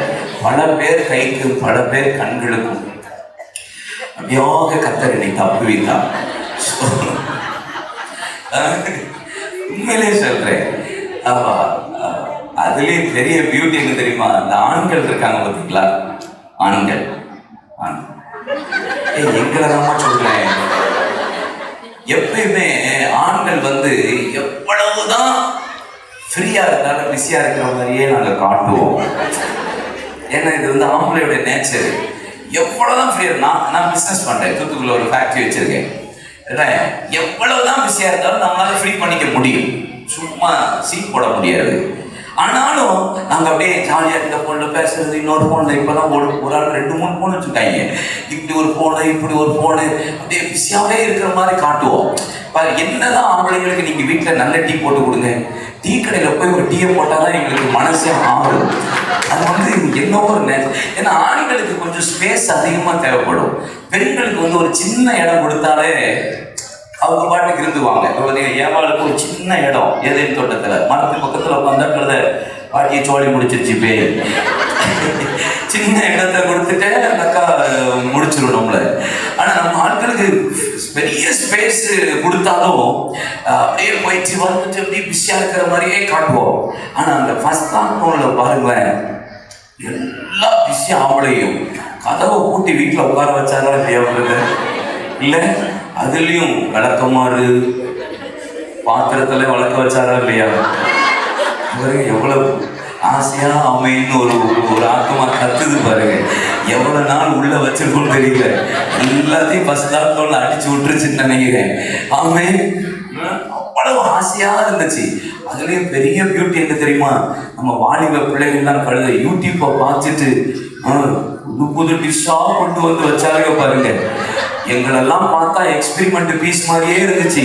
திடீர்னு கேக்கு, திடீர்னு பெப்பர் சிக்கன் ஆளுங்க, திடீர்னு ஒரு கூழ் கஞ்சி கொண்டு வந்த ஆளுகளா இல்லைன்னா வேற எதுவும் குழம்பு கொண்டு வந்த ஆளுகளான்னு தெரியல. ஆனா சுடுதண்ணி போட்டதெல்லாம் ஆளுடைய பெரிய கிருபையினால எனக்கு ஒரு நிச்சயம் வந்துருச்சு. கல்யாணம் போற பண்ற வீட்டுல நல்லா போய் சமைச்சு கொடுப்பாருன்ற ஒரு நிச்சயம். லாக்டவுன்ல தான் குடும்பமா கர்த்தர் வைத்தா. லாக்டவுன்ல தான் ஜெபிக்காத ஆளையும் ஜெபிக்க வச்சா. லாக்டவுன்ல தான் பைபிளே தூக்காத ஆளை கூட பைபிளை தூக்க வச்சா. லாக்டவுன்ல தான் முழங்கால் போடாத முழங்கால கூட கர்த்தர் முழங்கால் போட வச்சா. அப்ப இது நல்லது இல்லையா? நல்லது கெட்டதா? இப்ப சொல்லுங்களேன், இன்னொரு தடவை போட்டுருவோமா? அல்லேலூயா. ஆமா, அதனால இந்த கடைசி காலத்துல கொள்ளை நோய், பட்டயம், மிருகம், பஞ்சம் எல்லாம் வருது, எல்லாம் இருக்கும். ஆனா கர்த்தருடைய பிள்ளைகளை கர்த்தர் அழகா நடத்தும். ஆமான்னு சொல்லுங்க. அதனாலதான் எபிரேயர் 11 ஒரு பாட்டு பாருங்க தங்கம். எனக்கு இந்த காடெல்லாம் தெரியாது. பார்த்தா அந்த அவர் சொல்லுவாரு, பாருங்க அவரெல்லாம் அடிச்சு கொடுக்குவாரு. அவர் மோசமான பொம்பளை. ஆமா, 850 பேரு அவங்க டேபிள்ல இவன் மட்டும் ஒரு பெண் உட்கார்ந்து சாப்பிட்றான்னா யோசிச்சு பாருங்க, எவ்வளவு பெரிய ஆளு. புருஷனையும் கண்ட்ரோல் பண்ணிட்டு இருக்கிற ஆளு. ஏசபேல் ஏசபேல் உணவதார்கள் 19 ஏசபேல் புருஷனை கண்ட்ரோல் பண்ணி வச்சிருக்கா பாருங்க, ஃபுல் கண்ட்ரோல்ல இருக்கா. அந்த மாதிரி ஆளு மோசமான ஆளு, எதுக்கும் பயப்பட மாட்டான், எதுக்கும் துணிஞ்சவன். ஆனா எலியா சொன்ன உடனே சொல்லிடும், ஆண்டவர் அவனுக்கு அறிவு இல்லை, வானத்தை திறந்தனே, வானத்தை அடைச்சனே, அக்கனியை கொண்டு வந்தல, மறைத்தவனை எழுப்பினாங்க, கூறுல இவனை செஞ்ச போய் உள்ள போய் படத்தை கட்டியதான் சொன்னால. சூப்பர். எழுந்து போஜனம் பண்ணு, மீண்டும் எனக்கு முன்பாக வந்து நிற்பு. சிம்பிள் தான். நீ முந்தி எப்படி எனக்கு முன்னாடி நிற்ப, அது மாதிரி நின்னுட்டா போதும், மற்றதெல்லாம் நான் செய்வேன். முன்னாடி செஞ்சதெல்லாம் அற்புதம். கர்த்தருக்கு முன்பாக மீண்டும் எலியா நின்னதுக்கு அப்புறம் செஞ்சதெல்லாம் நிரூபிக்கிற, ராஜாக்களை அபிஷேகம் பண்ணுகிற, தீர்க்கதரிசிகளை உருவாக்குற நெக்ஸ்ட் ஜெனரேஷன் மினிஸ்ட்ரி. அனனியா போல ஒரு சவுல் மீது கை வைத்து எத்தனை திருச்சபைகளில், எத்தனை தீமோத்திக்களை, எத்தனை தீத்துக்களை, எத்தனை எத்தாத்துக்களை ஒரு அனனியாவை வச்சு கர்த்தர் செய்வாரா? நீங்க சோர்ந்து போய் வந்திருப்பீங்கன்னா கர்த்தர் சிம்பிளா சொல்றார், ஓ நீ ஓடி பண்ணாத, கலந்தாத, விழுந்துச்சு நினைக்காத, பின்மாறிச்சு நினைக்காத, பரிசுத்த குலைச்சல் அடைச்சு நினைக்காத, ஜெபம் போச்சு நினைக்காதீங்க, விண்ணப்பம் போச்சு, உபவாசம் போச்சு. Don't worry about anything. நீங்க ரட்சிக்கப்பட்டதற்கு முன்பாக அவையானவரை பெற்ற நாட்கள் எப்படி இருந்ததோ அதே மாதிரி மீண்டும் எனக்கு முன்பாக வந்திருந்தேன். இனி நான் உன்னை கொண்டு போகிற தரிசனம், உன்னை நான் கொண்டு போகிற புதிய இடம், வேற லெவல், வேற அட்மாஸ்பியர்ல நான் ராஜாக்களுக்கு முன்பாக இருப்பேன்.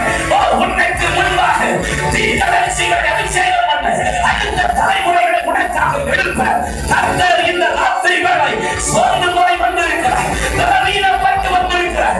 சிலரை பார்த்து ஆவியானவர் சொல்லுகிறார், come back, come back, என் முன்னாடி வா.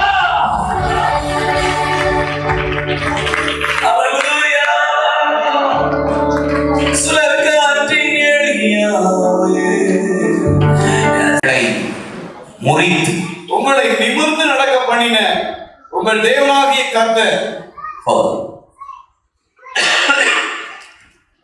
உங்களை நிமிர்ந்து நடக்க பண்ணின உங்கள் தேவனாகிய கர்த்தர். சொல்லுங்க, என்னை நிமிர்ந்து நடக்க பண்ணுகிற தேவனாகிய கர்த்தர். பக்கத்துல பேசுவோம், உங்களை கர்த்தர் நிமிர்ந்து நடக்க பண்ணுவோம். அல்லேலூயா. கர்த்தர் நம்மளை தலை நிமிர்ந்து நடக்க பண்ண வைக்கிறான். கூனி குறுகி வைக்கிறவர் அல்ல, தலை கவிழ்ந்து வாழ வைக்கிறவர் அல்ல. அவன் அழுதுகிட்டே புலம்பிக்கிட்டே வெட்கப்பட்டு அவமானப்பட்டுக்கிட்டே இருக்கணும்னு நினைக்கிறவர் அல்ல. ஆண்டவர் சொல்றார், நான் உன்னை நிமிர்ந்து நடக்க பண்ணுகிற தேவன். ஆபிரகாமின் தேவன், ஈசாக்கின் தேவன், யாக்கோபின் தேவன், எலியாவின் தேவன், எலிசாவின் தேவன், இஸ்ரவேலின் தேவன், முன்பிதாக்களின் தேவன். அந்த தேவன் இந்த தேவன் இருக்கும். எனக்கு ரொம்ப பிடிச்ச தேவன், அவர் என்னை தலை நிமிர்ந்து நடக்க பண்ணுகிறார். அம்மை என்னை தலை நிமிர்ந்து நடக்க பண்றதுல அவர் ரொம்ப கவனமா இருப்பார். பாருங்க, அவருக்கு நம்ம வெக்கப்படுறது பிடிக்காது, நம்ம அவமானப்படுறது பிடிக்காது, நம்மளை தலை குனிஞ்சு இருக்கிறது அவருக்கு பிடிக்காது. பேய்க்கு தான் அது ரொம்ப பிடிக்கும். ஆமா, சாசு தான் அவன் வேலையை வெக்கப்பட வைக்க போராடுவான், உங்களை தலை குனிய வைக்க போராடுவான், உங்களை அவமானப்படுத்த போராடுவான், உங்களை கூனி குறுகி ஒரு இடத்துல முடங்கி கிடக்க போராடுவான், வெளியவே வரவிடாதபடி செய்வான். 2021 எந்தெந்த இடத்துலலாம் தலை குனிஞ்சீங்களோ, எந்தெந்த இடத்துலலாம் வெட்கப்பட்டீங்களோ, எந்தெந்த இடத்துலலாம் அவமானத்தை சந்தித்தீங்களோ, எந்தெந்த இடத்துலலாம் புறக்கணிக்கப்பட்டீர்களோ, எந்த இடத்துலலாம் ஒதுக்கப்பட்டீர்களோ, அதே இடத்துல கத்தங்கள் நிமிர்ந்து நடக்க பண்ணுகிற ஒரு தேவனாகிய கர்த்தர் அவர் உங்களை நிமிர்ந்து நடக்க பண்ணுவா. அதே இடத்துல அல்லேலூயா வெட்கப்படுற இடத்துல அவங்க வெட்கப்பட போராடுவோம். அவன் கட்சிக்கிற சிங்கம் போலதான் இருப்பான். நம்ம அப்பா இருந்த ராஜ சிங்கமே அவன் அவன் எல்லாம் போலதான் செய்வோம். மாதிரி தான் காட்டுவான். ஷோ காட்டுற எனக்கு ஆத்திரங்கள் அவனை நினைச்சா வரும். ஆனா நம்ம அப்பா நம்ம தலைநிலை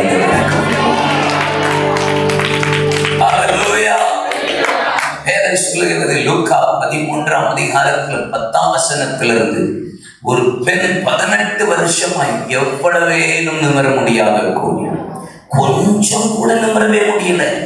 சபைக்கு தான் அந்த அம்மா வருது. 18 வருஷமா சர்ச்சைக்கு வந்திருக்கும் பாருங்க. 18 வருஷமா அந்த அம்மாவோட எவ்வளவு வேணும் கொஞ்சம் கூட மேல கூட பார்க்க முடியல. மேல பார்க்கணும்னு ஆசையா இருந்தாலும் அவளை ஒரு ஆவி பலவீனப்படுத்தி கொண்டிருந்தது. கீழானவைகள் அல்ல மேலானவைகளை நோக்கி பாருங்கள், பின்னானவைகளை அல்ல முன்னானவைகளை நோக்கி பாருங்கள். ஆண்டவர் சொல்லியிருக்க இவ்வளவு தினந்தோறும் வருகிறான். பாட்டு தெரியுது, ஆராதனை தெரியுது, காணிக்க தெரியுது, தசமமாக தெரியுது, கம்யூனியன் சர்வீஸ் தெரியுது, பலிபீடம் தெரியுது, பிரகாரம் தெரியுது, பரிசுத்த ஸ்தலம் தெரியுது, மகாபரிசுத்த ஸ்தலம் தெரியுது, திரைச்சலை தெரியுது, வெங்கல தொட்டி தெரியுது. ஆண்டவரே எல்லாம் தெரியுது, எல்லாமே தெரியுது, எல்லாம் தெரியுது. ஆனாலும் கொஞ்சம் கூட நிமிர்ந்தே முடியல. சர்ச்சைக்கு தான் பல விஷயமா வர்றேன். பாட்டு தெரியும், ஆராதனை தெரியும், பைபிள் தெரியும், பாஸ்டையா பல பிரசங்கம் பண்றது தெரியுது. ஆனால் சில காரியங்கள் ஏதோ ஒன்றை என்னை பலவீனப்படுத்தி அடிமைப்படுத்தி கொஞ்சம் கூட நிமிர விடாதபடி பிசாசி கீழேயே பார்க்க வைத்துக் கொண்டிருக்கிறான். எவ்வளவே நிமிரணும்னு நினைக்கிறேன், ஆண்டவரே இந்த பாவத்தை விட்டு வெளியே வரணும்னு நினைக்கிறேன். ஆனாலும் ஏதோ ஒன்று என்னை நிமிர விடாதபடி போராடுகிறது. அப்போஸ்தலனாகிய பவுல் சொன்னது போல நான் விரும்புகிறதை செய்யாமல் வெறுக்கிறதை செய்கிறேன். நன்மை செய்கிறது வாசமாயிருந்து தீமையை செய்து விடுகிறேன். நியாயப்பிரமாணம் நல்லதென்று ஒத்துக்கொள்கிறேன், பாவ பிரமாணத்துக்கு போராடுகிறேன். விரும்புகிற நன்மையை செய்யாமல் வெறுக்கிற தீமையை செய்கிறேன் என்று ரோமர் 7ஆம் அதிகாரத்தில் 1 அவர் சொல்லுகிற வசனங்கள் சொல்லப்பட்டிருக்கிறது. அவரால் முடியல, என்னால முடியல, நிமிர பார்க்க முடியல. இயேசு அந்த ஸ்திரியை கண்டார், அழைத்தார், அவன் மீது கை வைத்தார், பலவீனப்படுத்துகிற ஆவியை கடிந்து கொண்டார். எவ்வளவு நிமிர முடியாத கூனிய கர்த்தர் நிமிர்ந்து அதே சபையில் நடக்க பண்ணினது உண்மையானா இந்த இரவு பரிசுத்த ஆவியானவர் உங்களை பார்த்து சொல்லுகிறார். பல வருஷம் வந்து ஆராதனையில செபித்து உபவாசித்து இந்த இடத்துல காணிக்க தசமபாகம் கண்ணீரை ஊற்றி செபித்த சில பாவம் என்ன நிமிர விடல, சில பலவீனம் என்ன நிமிர முடியல, சில கடன் பிரச்சனை என்ன நிமிர முடியல, சில போராட்டம், சில மனிதர்கள் முன்பாக என்னால எவ்வளவு நிமிர முடியல. ஆனா இந்த இரவு பரிசுத்த ஆவியானவர் உங்களை பார்த்து சொல்லுகிறார். இந்த ஆலயத்தில் ஒருவர் உலாவிக் கொண்டிருக்கிறார். பரிசுத்த ஆவியினாலும் அபிஷேகத்தினாலும் அக்கினியினாலும் நிறைந்தவராய் பிசாசின் வல்லமையில் அகப்பட்ட யாவரை விடுவிக்கும்படி அவர் நன்மை செய்கிறவராய் சுற்றி திரிந்து உலாவிக் கொண்டிருந்த ஒருவர் இந்த எம்பிஏ சர்ச்சில் இந்த ஃபைனல் டே கன்வென்ஷன்ல ஒருவர் உலாவிக் கொண்டிருக்கிறார். எது ஒன்று நிமிர விடல. எந்த பாவம், எந்த பலவீனம், எந்த அந்தரங்க பாவம், எந்த போராட்டம், எந்த கடன் பிரச்சனை, எந்த மனிதன், எந்த சூழ்நிலை இயேசு உலாவுகிறார். அவர் உன் மீது கை வைக்க விரும்புகிறார். God wants to raise you. கர்த்தர் உன்னை எழுப்பும்படி நீ நிமிர்ந்து நடப்பா. உன்னை நிமிர்ந்து நடக்க பண்ணுகிற உன் தேவனாகி உங்களை கர்த்தர் நிமிர்ந்து நடக்க வேண்டும். ஹல்லேலூயா. எந்த இடத்துல இறக்கப்பட்டீங்க அங்கேதான் நம்ம அப்பா செய்வார். ஹல்லேலூயா. யோசேப்பு நீ உள்ள உளுந்து குழிக்குள்ள தூக்கி போட்டு என்னென்ன வேலைலாம் அவனை செஞ்சுட்டாங்க. நம்ம அப்பாவும் சகாரை கண்டு காணாத போல இருப்பார் பாருங்க. அவருக்கு டைம் கிடைக்கணும்ல, அவருக்கு நேரம் கிடைக்கணும்ல. இல்லை 13 வருஷமும் பாருங்க, அதுவே பெரிய பியூட்டி. பானை பாத்திரக்காரங்க நிறைய ஊரை சொல்லி 2 வருஷம் திருப்பி நம்மால் மறந்துட்டேன். ஆமாம், 2 வருஷம் திருப்பி சிறச்சாக எல்லாம் நன்மைக்கு எல்லா முகாந்திரத்தோட ஆமென் சொல்லுங்க. ஓத்திபார் மனைவி கையை பிடிச்சு இழுத்தது கர்த்தருக்கு தோத்திரம். ஆமென் சொல்லுங்க. ஏன்னா கொஞ்சம் குறைய எல்லாரும் நமக்கு எகென்ஸ்ட் ஆகும். தாவீது சொன்ன மாதிரி என்னை பகைக்கிறவர்களின் தலைமையிலும் அதிகமாக இருக்கு. அதுக்கு விட்டு கீழே வருதும் என்னை பகைக்கிறவர்கள் என் தலைமையிலும் அதிகமா இருக்க காரணமே இல்லாம. எப்படி காரணமே இருக்காது. என்னெல்லாம் சில ஆள் பார்த்ததே கிடையாது. ஆனா நம்மளை வச்சு ஃபேஸ்புக்ல என்னமா பண்றாங்க,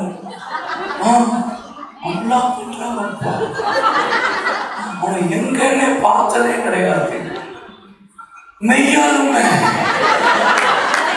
உண்மையாக சொல்றேன், பார்த்ததே கிடையாது. என்னமோ பண்றாங்களோ வச்சு செய்யலாம்க்கா. எங்கேயோ ஒரு தூத்துக்குடி மூளையில ஓடான்னு இருக்கிறேன். என்ன பார்த்தேன் அவன் சொல்லுங்க. ஆச்சரியமா இருக்கும். நான் எங்கேயுமே பார்த்தது இல்லையே, இவனுக்கு ஏன் எங்களை இவ்வளவு மாத்தரும்? இதான் காரணமே இல்லாத பாய்க்கிறார்கள். அவங்களுக்கெல்லாம் கர்த்தர் தோத்திரம் போடணும். ஏன்னா இந்த ஆளெல்லாம் எழுப்புனாதான் அவருக்குன்னு ஒரு நேரம் வரும் பாருங்க. அப்ப ஒரு பயலும் தெண்ட நிட்டு பணிக, ஒரு பயலும் முன்னாடி நிக்க மாட்டேன், எல்லாம் முன்னாடி கீழே தான் கிடப்பான். அப்படி ஒரு நாள் செய்வார்ல, ஒரு நாள் கர்த்தர் செய்வார். ஒரு நாள் அந்த நாள் வருகிற நாள் கர்த்தர் உங்களை நிமிர்ந்து நடக்க பண்ணுகிற உங்கள் தேவனாகிய கர்த்தர் செய்வாரா மாட்டாரா? கண்டிப்பா உங்களை நிமிர்ந்து நடக்கப்படும். கவலையப்படாதீங்க. எந்தெந்த இடத்துலலாம் உட்கார்ந்து அழுதீங்களோ அங்கெல்லாம் வச்சு உங்களை கர்த்தர் நிமிர்ந்து நடக்கப்பட்டுவார். தலையை அதில் ஒரு பாட்டு பாடுறாரு. கேடகம் நீரே மகிமையும் நீரே, தலை நிமிர செய்பவர் நீரே, தலை நிமிர செய்பவர் நீரே, தகப்பனே தந்தையே, தலை நிமிர செய்பவர் நீரே, தகப்பனே தந்தையே. நல்ல பாட்டு. இந்த பாட்டு ஒருத்தன்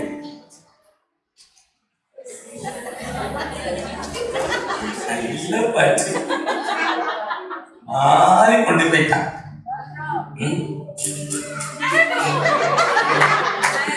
விளங்குது, கொஞ்சம் பேருக்கு விளங்காத மாதிரியே இருக்குது. புரிஞ்சவங்க புரிஞ்சுக்கோங்க. யார் யாருக்கு பால் வருதோ கேட்ச் மற்றவங்க யார் விட்டுருங்க. அந்த தலையை வரப்படும். உங்க கொம்பை உயர்த்துவோம், உங்களை கொம்பை உயர்த்தி உணர்ந்து நடக்கப்பட்டவா. அல்லேலூயா. வேதம் சொல்லுது, நான் எகிப்தின் நுகத்தை முறித்து, என்னது முறிச்சு அப்படின்ற. அப்போ கர்த்தர் தலை நிமிர்ந்து நடக்க பண்ணணும்னா நுகம் என்ன ஆகணும்? முறியும். 26:13 எகிப்தின் நுகம் அப்படின்னு இருக்க. ஏசாயா 10:13 வாசித்தீங்கன்னா பாபிலோனின் நுகம் என்று இருக்கிறார். எரேமியா 23ஆம் அதிகாரத்துல அசீரியரின் நுகம் என்று இருக்கிறது, பாதகத்தின் நுகம் என்று இருக்கிறது, இருப்பு நுகம் என்று இருக்கிறது, பெலிஸ்தியரின் நுகம் என்று இருக்கு. பல நுகங்கள் வேதத்துல சொல்லப்பட்டிருக்கிறது. ஓகே, அதெல்லாம் போயிடலாம்.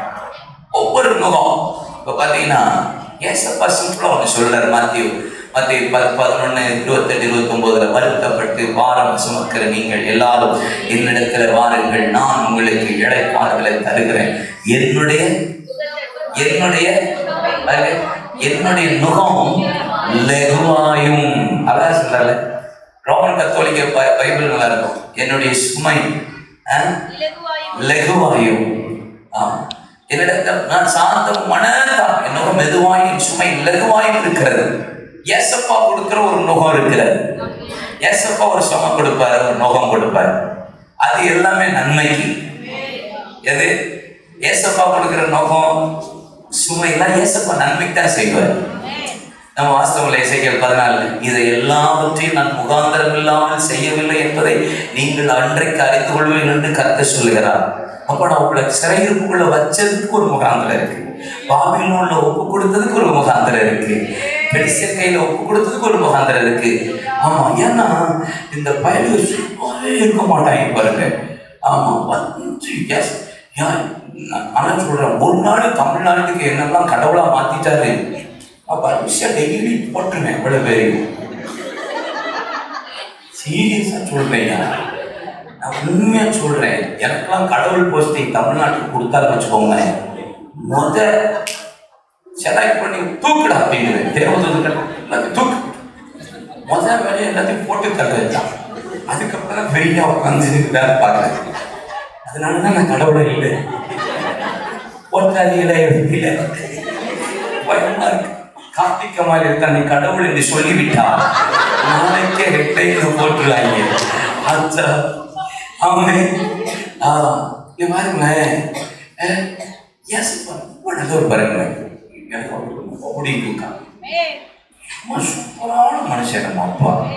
ஆமா, ஏன் பாருங்க, நம்ம ஆளுக்கு அநியாயத்துக்கு தப்பு பண்ணிட்டே இருப்பாங்க. நீ அது பாருங்க, என் ஜனங்கள் எனக்கு துரோகம் பண்ணி கொண்டே இருந்து அப்படின்னு ப்ரெசன்ட் கண்டினியூஸ் டென்ஸ் தானது. கரெக்ட் தானே? இங்கிலீஷ் தெரியாது, கொஞ்சம் சொல்லி கொடுக்குறேன். கரெக்ட் தானே? Grammar okay. செய்து கொண்டே இருந்து அப்படின்னா, அப்போ நான் வந்து பாபிலோன் கையில ஒப்பு கொடுக்குறேன், அசீரியர் கையில ஒப்பு கொடுக்குறேன் அப்படிங்கிறான். கரெக்டா? நம்ம ஆளுக்க தப்பு பண்ணுவான், அதுக்கப்புறம் நம்ம அப்பா டப்புன்னு பாபிலோன் கையில எகிப்து கையில அவன் கையில பிடிச்சு கொடுத்துருவாரு. அப்புறம் எப்போ மடிச்சுக்கோ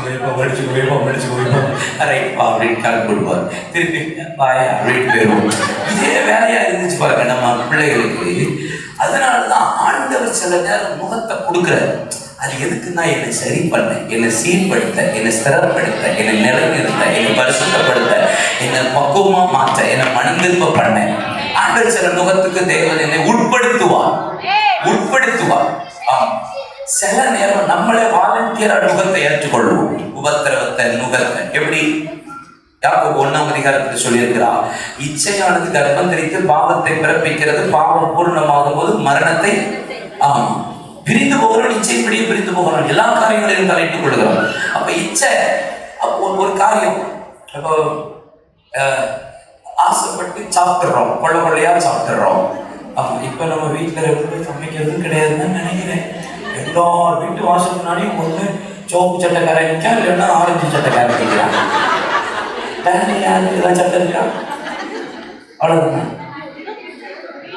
ரெண்டே கம்பெனி தானா? திடீர்னு காணிப்பூர் அனுப்பி வீட்டு திறந்து பார்க்குறேன். என்னப்பா அப்படின்னா, சார் பீஸா, சார் KFC அப்படிங்க. நான் சொல்லலையே, என் மகன் எப்போ கொஞ்சம் இருக்கப்பா அப்படின்னு பாரு. எப்படா இது நடந்தது? இன்றைக்கு நடந்தது. ஆமா, எல்லாம் வீட்டுல உட்காந்துட்டு இப்ப வெளியே போய் சாப்பிட பிடிக்கல. எனக்குலாம் வாரத்துக்கு ஒரு 3 நாளாவது பழைய சோறு அப்படியே தயிரை ஊற்றி 2 பச்சை மிளகா, ஒரு வெங்காயத்தை வச்சு, கருவாடை வச்சு, பாஸ்டிங்ல வேற கலதை இருக்க பாருங்க. நான் 21 நாள் பாஸ்டிங். இந்த நேரம் தான் இந்த இது வரணுமா, எது பழைய சோறு கேளுங்க. அது அப்படி இருக்கும் முந்தையெல்லாம். இப்ப யாரு நம்ம பிள்ளைகிட்ட பழைய சோறு? இட்லி 1 சப்பாத்தி 1 பிரெட். நம்ம பிள்ளைகள் காலையிலே கேட்டு 1 பிரெட் 1 சப்பாத்தி 1க்கு மேல தெரியுது. படிப்பெல்லாம் லாஸ்ட், இதெல்லாம் 1 கேட்டீங்களா? கேளுங்க, சாப்பிட்டு இப்படி சாப்பிட்டு ஜங்க் ஃபுட்டா எடுத்து அப்புறம் ப்ரெஷரு, டயபெட்டிக்ஸு, காலையிலே எழுது அதெல்லாம் வேகமா நடக்கு. சண்டே லேட்டா வர்ற சர்ச்சுக்கு வர்றது, சேட்டா வர்ற குரூப்பு, காலையில எழுப்பாத குரூப்பெல்லாம் ஆண்டவர் டயபெட்டிக்ஸ் ப்ரெஷரை கொடுத்து காலையிலே சர்ச்சுக்கு நீ ஒழுங்கா வந்தா உங்களுக்கு ஏன் இந்த பிரச்சனை? Diabetics pressure. ஆமா, ஷூவை போட்டுட்டு காலையில நாங்க கூவி காலையில ஜபத்துக்கு வாங்கப்பான்னு கூப்பிடுவோம். ஆனா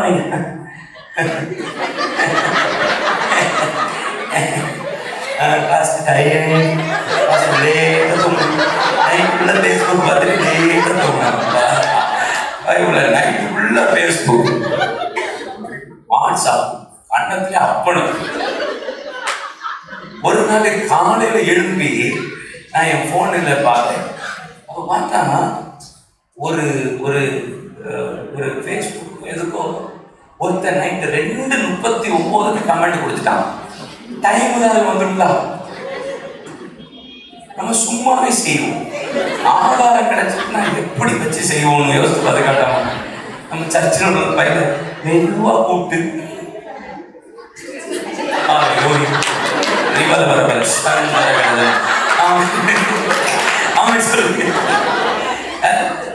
பாரு 2:39 நீ தூங்கிட்டு நீ எத்தனை மணிக்கு எழுந்திருப்ப? காலையில சாப்பாடு 12 மணி, மதிய சாப்பாடு 4 மணி, நைட்டு சாப்பாடு திருப்பி 12 மணி. சாப்பிட்டு செவிக்கல சவணம் செவிக்கல செவிக்கல சோடா போச்சு. இதெல்லாம் தேவையா? கடைசியில் அப்புறம் இச்சை என்ன ஆகுது? உங்களுக்கு பாடு, ஐயோ ஹார்ட், சின்ன வயசுல ஹார்ட் பிரச்சனை, கிட்னி பிரச்சனை, இதெல்லாம் ஏன் வருது சொல்லுங்களேன். என் மகனுக்கு நான் கல்யாணமே முடிச்சுட்டேன், என்ன பார்த்தா அப்படியா இருக்கு?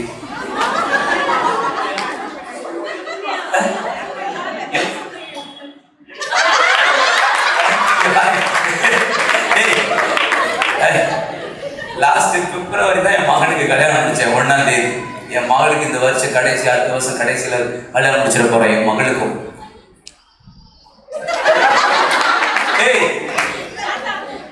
தாத்தா ஆயாச்சு, ஆனாலும் இது பித்தனை தான். தேன் கொட்டி போயிருச்சு. சொல்ல கேட்டீங்களா? புரியுதா? ஜாலியா நல்ல உடம்ப ட்ரிம்மா வச்சுக்க தோணணும், ஆசையா வாக்கிங் போகணும், கொஞ்சம் சின்ன சின்ன எக்ஸசைஸ் பண்ணணும், நல்ல ஹெல்த்தி ஃபுட்டு சாப்பிடணும், ஏர்லியா எந்திக்கணும். ஒரு 4 மணிக்கு 5 மணிக்கு அட்லீஸ்ட் 5 மணிக்காவது எழுப்பணும் இல்ல? ஆமா, சில ஆளுல 8 மணிக்கு எழுந்திச்சுட்டு அதிகாலையில் தேடி அர்ப்பணித்தேன். என்ன அனுசரிக்காம இந்த பாட்டு பாடுங்க. நீ 8 மணிக்கு இந்த 7 மணிக்கு எழுப்பிட்டு ஆராதனை அதிகாலைன்னா அட்லீஸ்ட் 5:30 அதிகாலம் சொல்லலாம். இருக்கிறதுலயே வண்டையா புழுவுறதுலாம் நம்ம கிறிஸ்தவர்கள் தான். அது பச்சை பச்சையா புழுவுறது. கிரீன் பெயின், பச்சையான பெயின். அது தேவ சமூகத்துல நம்ம போய் பேசுவோம். வேறு ஒரு ஆசை இல்லை ஈஸ்வராஜா. கிறிஸ்மஸ்க்கு போத்தீஸ் போலாமா? உண்மை தவிர வேறு ஒரு ஆசை இல்லை. மண்ணுமே இருக்கு, நம்ம அப்படியே ஒரு புதுக்கார் வாங்கலாம். ஆசை இல்லை. உலகத்திலே பெரிய லிஸ்ட் வச்சிருக்கிறதே நீங்க தான். இந்த கிறிஸ்துமஸ்க்கு என்னென்ன மாடல்ல சேலை புக் பண்ணி வச்சிருக்கீங்களோ, சுடிதார் வேற என்ன மாடல் இருக்கும்னு எனக்கு பயமா இருக்கு. பிளேட்ல இன்னைக்கு வரும்போது ஒரு புள்ள தம்பி, ஆமா நானும் உள்ள நுழைஞ்சு போர்டிங் வாங்கிட்டு உள்ள உட்காந்துட்டு என் வீட்டுக்காரிக்கு எப்பா உள்ள வந்துட்டு திரும்புறேன். ஒரு பிள்ளைக்கு இந்த இடத்துல இவ்வளவு வருஷம் கழிச்சிருக்கு. ஆர்வத்த பிள்ளையோ அப்ப அதனையா இருந்துச்சு. இவ்வளவு வருஷம் கழிச்சு இந்த இடத்துல இவ்வளவு வருஷம் கழிச்சிருக்கு. பயமுள்ள காலத்துக்கு மட்டும் உட்காந்துட்டு இருக்கான்.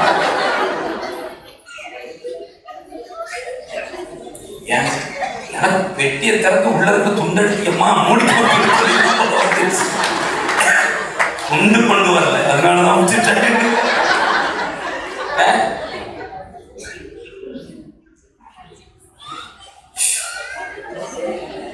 ஃபேஷன் பயமா இருக்கு உங்க மெட்ராஸ்ல.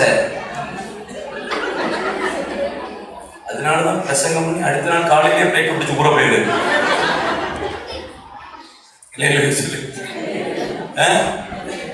என்னது எது காலையில இருக்கீங்க? என்ன சொன்னாலும் சொல்றாங்க. கை தட்டாதீங்கன்னா வேகமா தட்டுவாங்க, மெதுவா தட்டுங்கன்னா வேகமா தட்டுறது. இல்லையா சொல்லுங்க.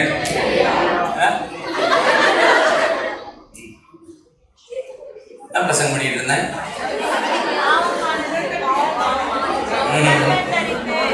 ஆமே. அப்ப நீ நுகம் சில நேரம் நம்மளே வாலண்டியரா ஆமே வாடு உபத்திரவத்தை இப்படி நீ ட்ரெஸ்ஸை போட்டுட்டு நீ ஃப்ளைட் அவுட் இறங்கி எங்கேயாவது ஆட்டோ பிடிச்சி போனா ஆட்டோக்காரன் பல்ல தங்கச்சி நான் உன்னை பத்திரமாக வீட்டுக்கு கொண்டு போய் விடுகிறேன் சொல்லுவான். எங்க சொல்லுவான்? அவன் ஏற்கனவே சரக்கை போட்டு உட்கார்ந்துட்டு இருப்பான். ஏன் பாவம் நடக்குது? நீ ஒழுங்காவே ட்ரெஸ்ஸை போடுறது இல்லை. முந்தையெல்லாம் சுடிதார் போட்டாலே பெரிய பாவம்னு பெந்தைகோஸ்து சபையில சொல்லுவாங்க. சுடிதார் போட்டதுக்கு பாவம். ஆமா, இவ்வளவு பெருசா இருக்கும். காலில் இந்த உள்ள பேண்டி இவ்வளவுதான் தெரியும். ஆமா, அதுக்கப்புறம் கொஞ்சம் ஏறிச்சு. அப்ப இவ்வளவு கட்டு இருந்துச்சு, இவ்வளோண்டு கட்டு இருந்துச்சு. அப்புறம் கொஞ்சம் இங்க மேல வந்து இதுல வந்துச்சு. இப்ப இந்த கட்டு வந்து இது எங்க போய் நிக்க போகுதுன்னு எனக்கு தெரியல.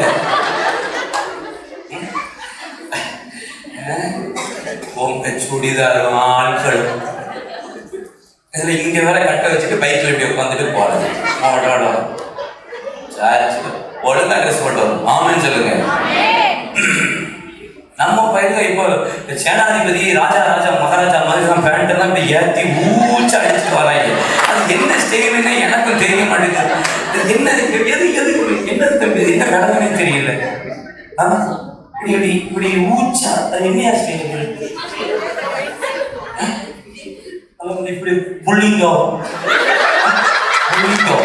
என்ன புள்ளிங்கோ இங்க ஃபுல்லா ஒண்ணுமே இங்க எப்படி பறக்குது.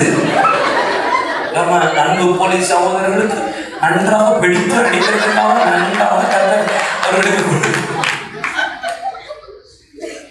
காருண்யான் பெருமை பாஸ்டர் ஒரு தடவை என் மகன் இப்போ படிச்சுட்டு இருந்தப்போ அப்போ நான் என் மகனை கூப்பிடுறதுக்கு காரில் போயிருந்தேன். டிரைவர் இருந்தான். டிரைவர் போய் சாமான எடுத்துட்டு காரில் ஏறினா நான் நடந்து காரில் ஏறி போகிறேன். ஒரு பையன் 2 கை, ஒரு பேக்கு, ஒரு கையில் ஃபுல்லாக புக்கு, பெரிய பெரிய புக்கு நடந்து போனாப்பா.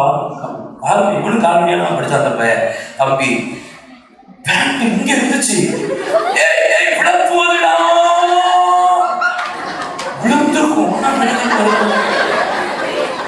அந்த பையனுக்கு மட்டும் அது எப்படிதான் அந்த பேண்ட்டை கீழ் பிடிக்குன்னு தெரியலப்பா.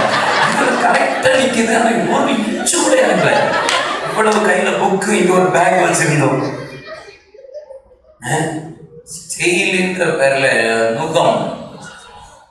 நுகம் சுமை உபத்திரம் எல்லாம் நம்மளே வாலண்டியரா ஏற்றுக்கிறது. ஆமே சொல்லுங்க. ஆமே. ஃபேஸ்புக்கு போனோமா பாருங்க, தப்பே இல்லை. ஒரு குறிப்பிட்ட டைம் ஃபிக்ஸ் பண்ணுங்க, 1/2 hour ஃபிக்ஸ் பண்ணிட்டு வெளியே வா. ஃபேஸ்புக் போயிட்டு நோட்டிஃபிகேட்டிவ் ஹாய்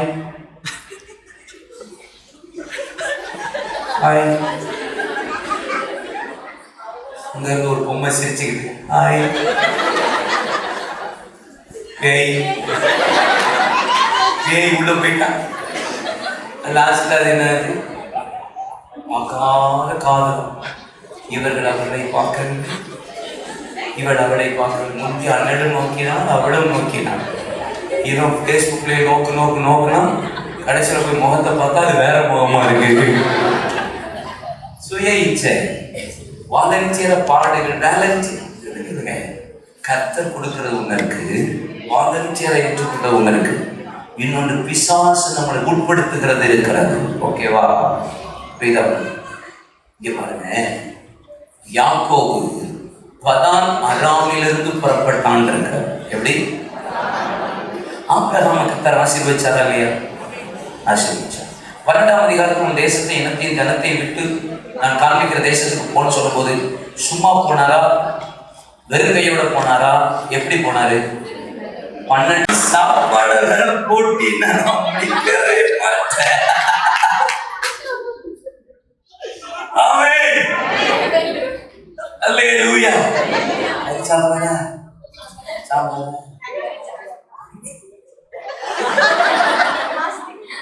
இன்னொரு தடவை வரையா சாப்பிட முடியாது.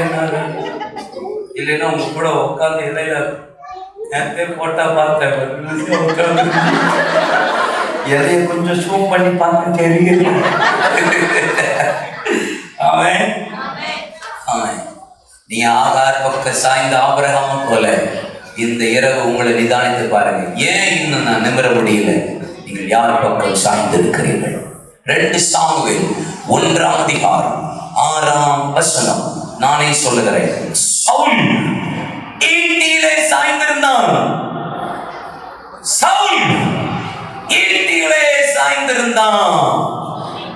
என்னப்பா, இஸ்ரவேல்ல முதல் ராஜாவாக அபிஷேகம் பண்ணப்பட்டவன், தீர்க்கதரிசியின் அபிஷேகத்தை பெற்றவன், கர்த்தரால் மனுஷர்களால் மிகவும் விரும்பப்படத்தக்கவனாய் இருந்த ஒரு சவுல் அம்மோன் புத்திரர்களோடு எதிரே போன போது 2 பேர் ஒருவர் முடியடித்தவன், ஓட ஓட தெரிக்க விட்டவன்.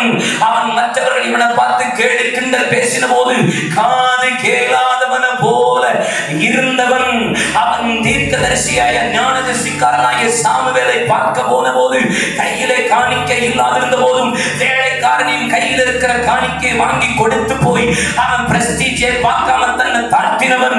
யாரை தேடுகிறது இஸ்ரவேல்ல? என்னையா? என் கோத்திரம் மிகவும் சின்ன கோத்திரம் அல்லவா? அதிலும் என் கோத்திரம், என் குடும்பம் சீரழிஞ்ச குடும்பம் அல்லவா? இன்னும் தன்னை தாழ்த்தினவன். இப்பேற்பட்ட ஒரு சவுல் கையில இஸ்ரவேலின் ராஜாவாய் மாறின நாளிலிருந்து எப்போதும் ஈட்டி, படுத்திருக்கும் போது ஈட்டி, எழுந்திருக்கும் போது ஈட்டி, போஜனம் பண்ணும் போது ஈட்டி, யுத்தத்துக்கு போகும்போது ஈட்டி, ஏன் அவன் மலை ஜலம் கழிக்க போகும்போது கூட ஈட்டி. சாப்பாட உட்கார்ந்து கொண்டிருக்கிறான் யோனத்தான் எதிரே உட்கார்ந்து கொண்டிருக்கும் போது யோனத்தான ஈட்டியில் அடிச்சா மகன்னு பார்க்காம அவன் அம்மாவை கேவலமா திட்டான். அவன் வீட்டுக்காரியை அவ்வளவு அசிங்கமா விவசாயி திட்டுகிறது போல திட்டுகிறான். தாவீது முன்பாக உட்கார்கிறான். 23 முறை தாவீதுக்கு விரோதமாக எழும்பினவன், 18 முறை மறைமுகமாய் தாக்கினவன், 3 முறை இவனை நேரடியாக யுத்தம் பண்ணும்படி ஈட்டியை எறிந்தவன். இவ்வளவு மோசமானவன் கையில எப்போதும் ஈட்டி. கடைசி முடிவும் ஈட்டியிலே சாய்ந்தவன். 1 சாமுவேல் 17ஆம் அதிகாரத்தில் தாவீது கோலியாத்துக்கு முன்பாக நின்ற போது கோலியாத்து வந்து நிற்கிறான். ஈட்டியோடும் பட்டயத்தோடும் நிற்கிறான். தாவீதை பார்த்து சொல்லுகிறான், நீ தடியோடு வருகிறதற்கு நான் என்ன நாய் தாண்டா? பேய நாயா? நாய்தான் நாயா? ஆமா, நீ பட்டயத்தோடும் ஈட்டியோடும் வருகிறாய். ஆனா நீ நிந்திக்கிற இஸ்ரவேலின் ராணுவங்களின் தேவனாகிய சேனைகளின் கர்த்தருடைய நாமத்துல நான் வருகிறேன். நீ ஈட்டியினால் ரட்சிக்கப்படுவாய் என்று நினைக்கிறாய், பட்டயத்தினாலே ரட்சிக்கப்படும் என்று நினைக்கிறாய். ஆனா கர்த்தருடைய நாமத்தினாலே ஜெயமெடுப்பு. ஈட்டியினாலே பட்டயத்தினாலே கர்த்தர் ரட்சிக்கிறவர் அல்ல. ரட்சிப்பு கர்த்தருடைய கிருபை. எபேசியர் 2ஆம் அதிகாரம் 5 9 வசனத்தை வாசித்து பாருங்கள். விசுவாசத்தை கொண்டு கிருபையினாலே ரட்சிக்கப்பட்டீர்கள். இது உங்களால் உண்டானதல்ல, தேவனுடைய ஈவு. பெருமை பாராட்ட கிரியையினால் உண்டாகாதபடி கிருபையினாலே உண்டாயிருக்கிறது. எபேசியர் 3ஆம் அதிகாரம் 7ஆம் வசனத்தை வாசித்து பாருங்கள். ரோமர் 15ஆம் அதிகாரம் 14ஆம் வசனத்தை வாசித்து பாருங்கள். 1 கொரிந்தியர் 15ஆம் அதிகாரம் 12 15 வசனத்தை வாசித்து பாருங்கள். எனக்குள் இருக்கிற கிருபை பிரயாசப்பட வைத்தது நான் அல்ல. எனக்குள் இருக்கிற கிருபை எப்படி செய்தது? ஆண்டவர் எனக்கு கொடுத்த கனமான இந்த ஊழியத்தை என்னுடைய பலத்திலேயோ, என்னுடைய அறிவிலையோ, என்னுடைய படிப்பிலையோ, என்னுடைய முயற்சியிலையோ நான் செய்யவில்லை. கர்த்தர் அளித்த கிருபையினால் இந்த கனமான சுவிசேஷத்துக்கு நான் உடன் வேலைக்காரன் ஆனேன். ரோமர் 9ஆம் அதிகாரம் 7 வசனங்களை வாசித்து பாருங்கள். கிருபையினாலே இலவசமான பாவ மன்னிப்பின் நிச்சயத்தை பெற்றுக் கொண்டேன். ரோமர் 12:6 வாசித்து பாருங்கள். கிருபையினாலே கர்த்தர் எனக்கு வெவ்வேறான வரங்களையும் கர்த்தர் அளித்தார். அதனாலதான் அற்புத அடையாளங்கள் நடந்தது என்று சொல்லுகிறார். 2 கொரிந்தியர் 8:1-2 வாசித்து பாருங்கள். மக்கதோனியா நாட்டு ஜனங்களுக்கு கர்த்தர் அளித்த கிருபை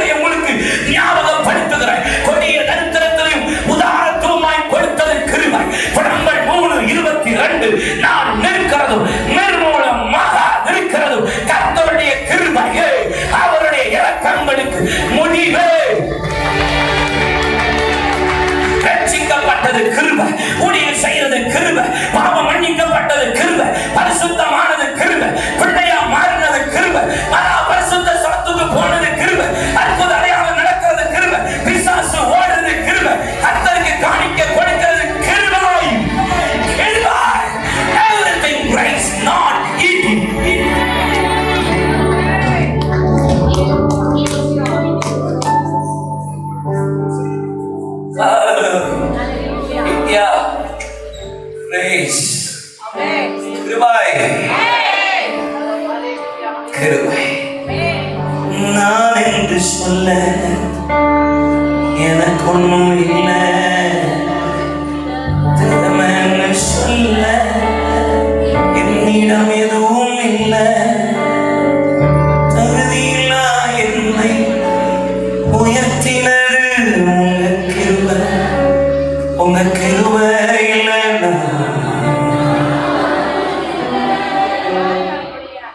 எல்லாம் கிருபை பாருங்க. பெருமை பாராட்டு இது கிரிகைகளினால் உண்டானது இல்லை.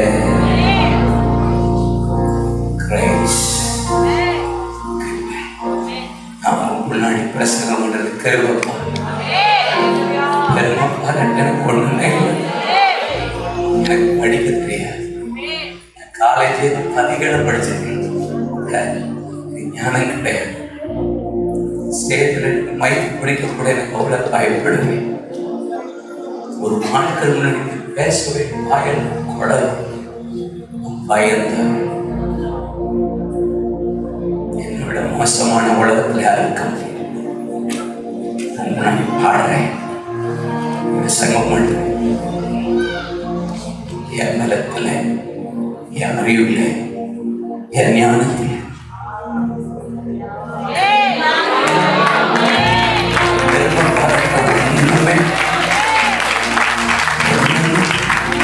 நான் செஞ்சேன். என் சர்ச்சு, என் ஊழியம் லாபமான அனைத்தையும் 8ஆம் நாளில் விருத்த சேதனம் பண்ணப்பட்டவன், எபிரேயன் பிறந்த எபிரேயன், யமை பிரமாணத்தின்படி குற்றம் சாட்டப்படாதவன், கமாலியலின் பாதத்தில் படித்தவன், பரிசேயனுக்கு மகனுமாய் இருக்கிறேன். நான் ரோமன். தன்னைத்தானே பெருமைக்கு எவ்வளவு சொல்ல முடியுமோ அந்த உச்சக்கட்ட வரைக்கு போனவர் பவுல். அதனாலதான் பவுலை பார்த்து சொல்லுகிறார், அவரே சொல்லுகிறார், என்னை நானே மேன்மை பாராட்டாத படிக்கு என் சரீரத்தில் எனக்கு ஒரு முள் கொடுக்கப்பட்டிருக்கிறார். என்னை உயர்த்தாத படிக்கு, என்ன மேன்மை பட்டாத படிக்கு, நான் சொல்லாத படிக்கு.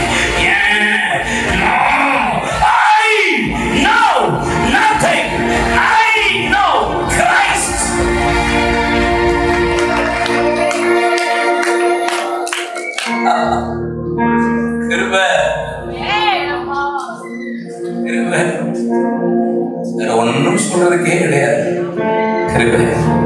அவ்வளவு மாதிரி பெருமை பேசுற ஆள் யாருமே இருக்க முடியாது. அவங்களுக்கு தெரியாது, வெரி டேஞ்சரஸான ஆளு நம்மளே. அவர் பேசுற ஒவ்வொரு காரியத்துக்கும் உள்குத்து வெளிக்குத்து எல்லா குத்தும் இருக்கும். நீ கொஞ்சம் தேடி போய் வாசிக்கணும். இதை அவர் சொல்றது பார்த்துருக்கீங்களா? நான் பரிசேயனுக்கு மகனும் இருக்கிறேன் அப்படின்னா என்ன அர்த்தம்? நான் நாடாருக்கு மகனும் இருக்கிறேன், தேவருக்கு மகனும். இப்ப கொஞ்சம் கொஞ்சமா அப்படின்னா நாங்க எங்க ஃபேமிலியில இன்டர்காஸ்ட் மேரேஜ் கிடையாது, ஒரே ஜாதி தான். பெருமை சாகணும் பண்ணினு. அதான் பவுல் சொல்லுகிறார், நான் தினந்தோறும்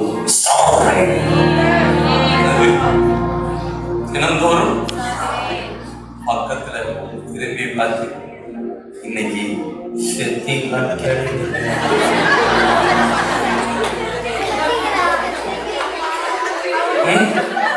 கேளுங்க, இன்னொரு முறை கேளுங்க.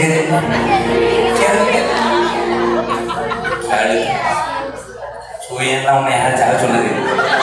வெறும் மணி செத்தியான்னு கேளுப்பா. செத்ததுக்கு என்ன எவ்வளவு சிரிக்க? நான் என்று சொல்ல எனக்கு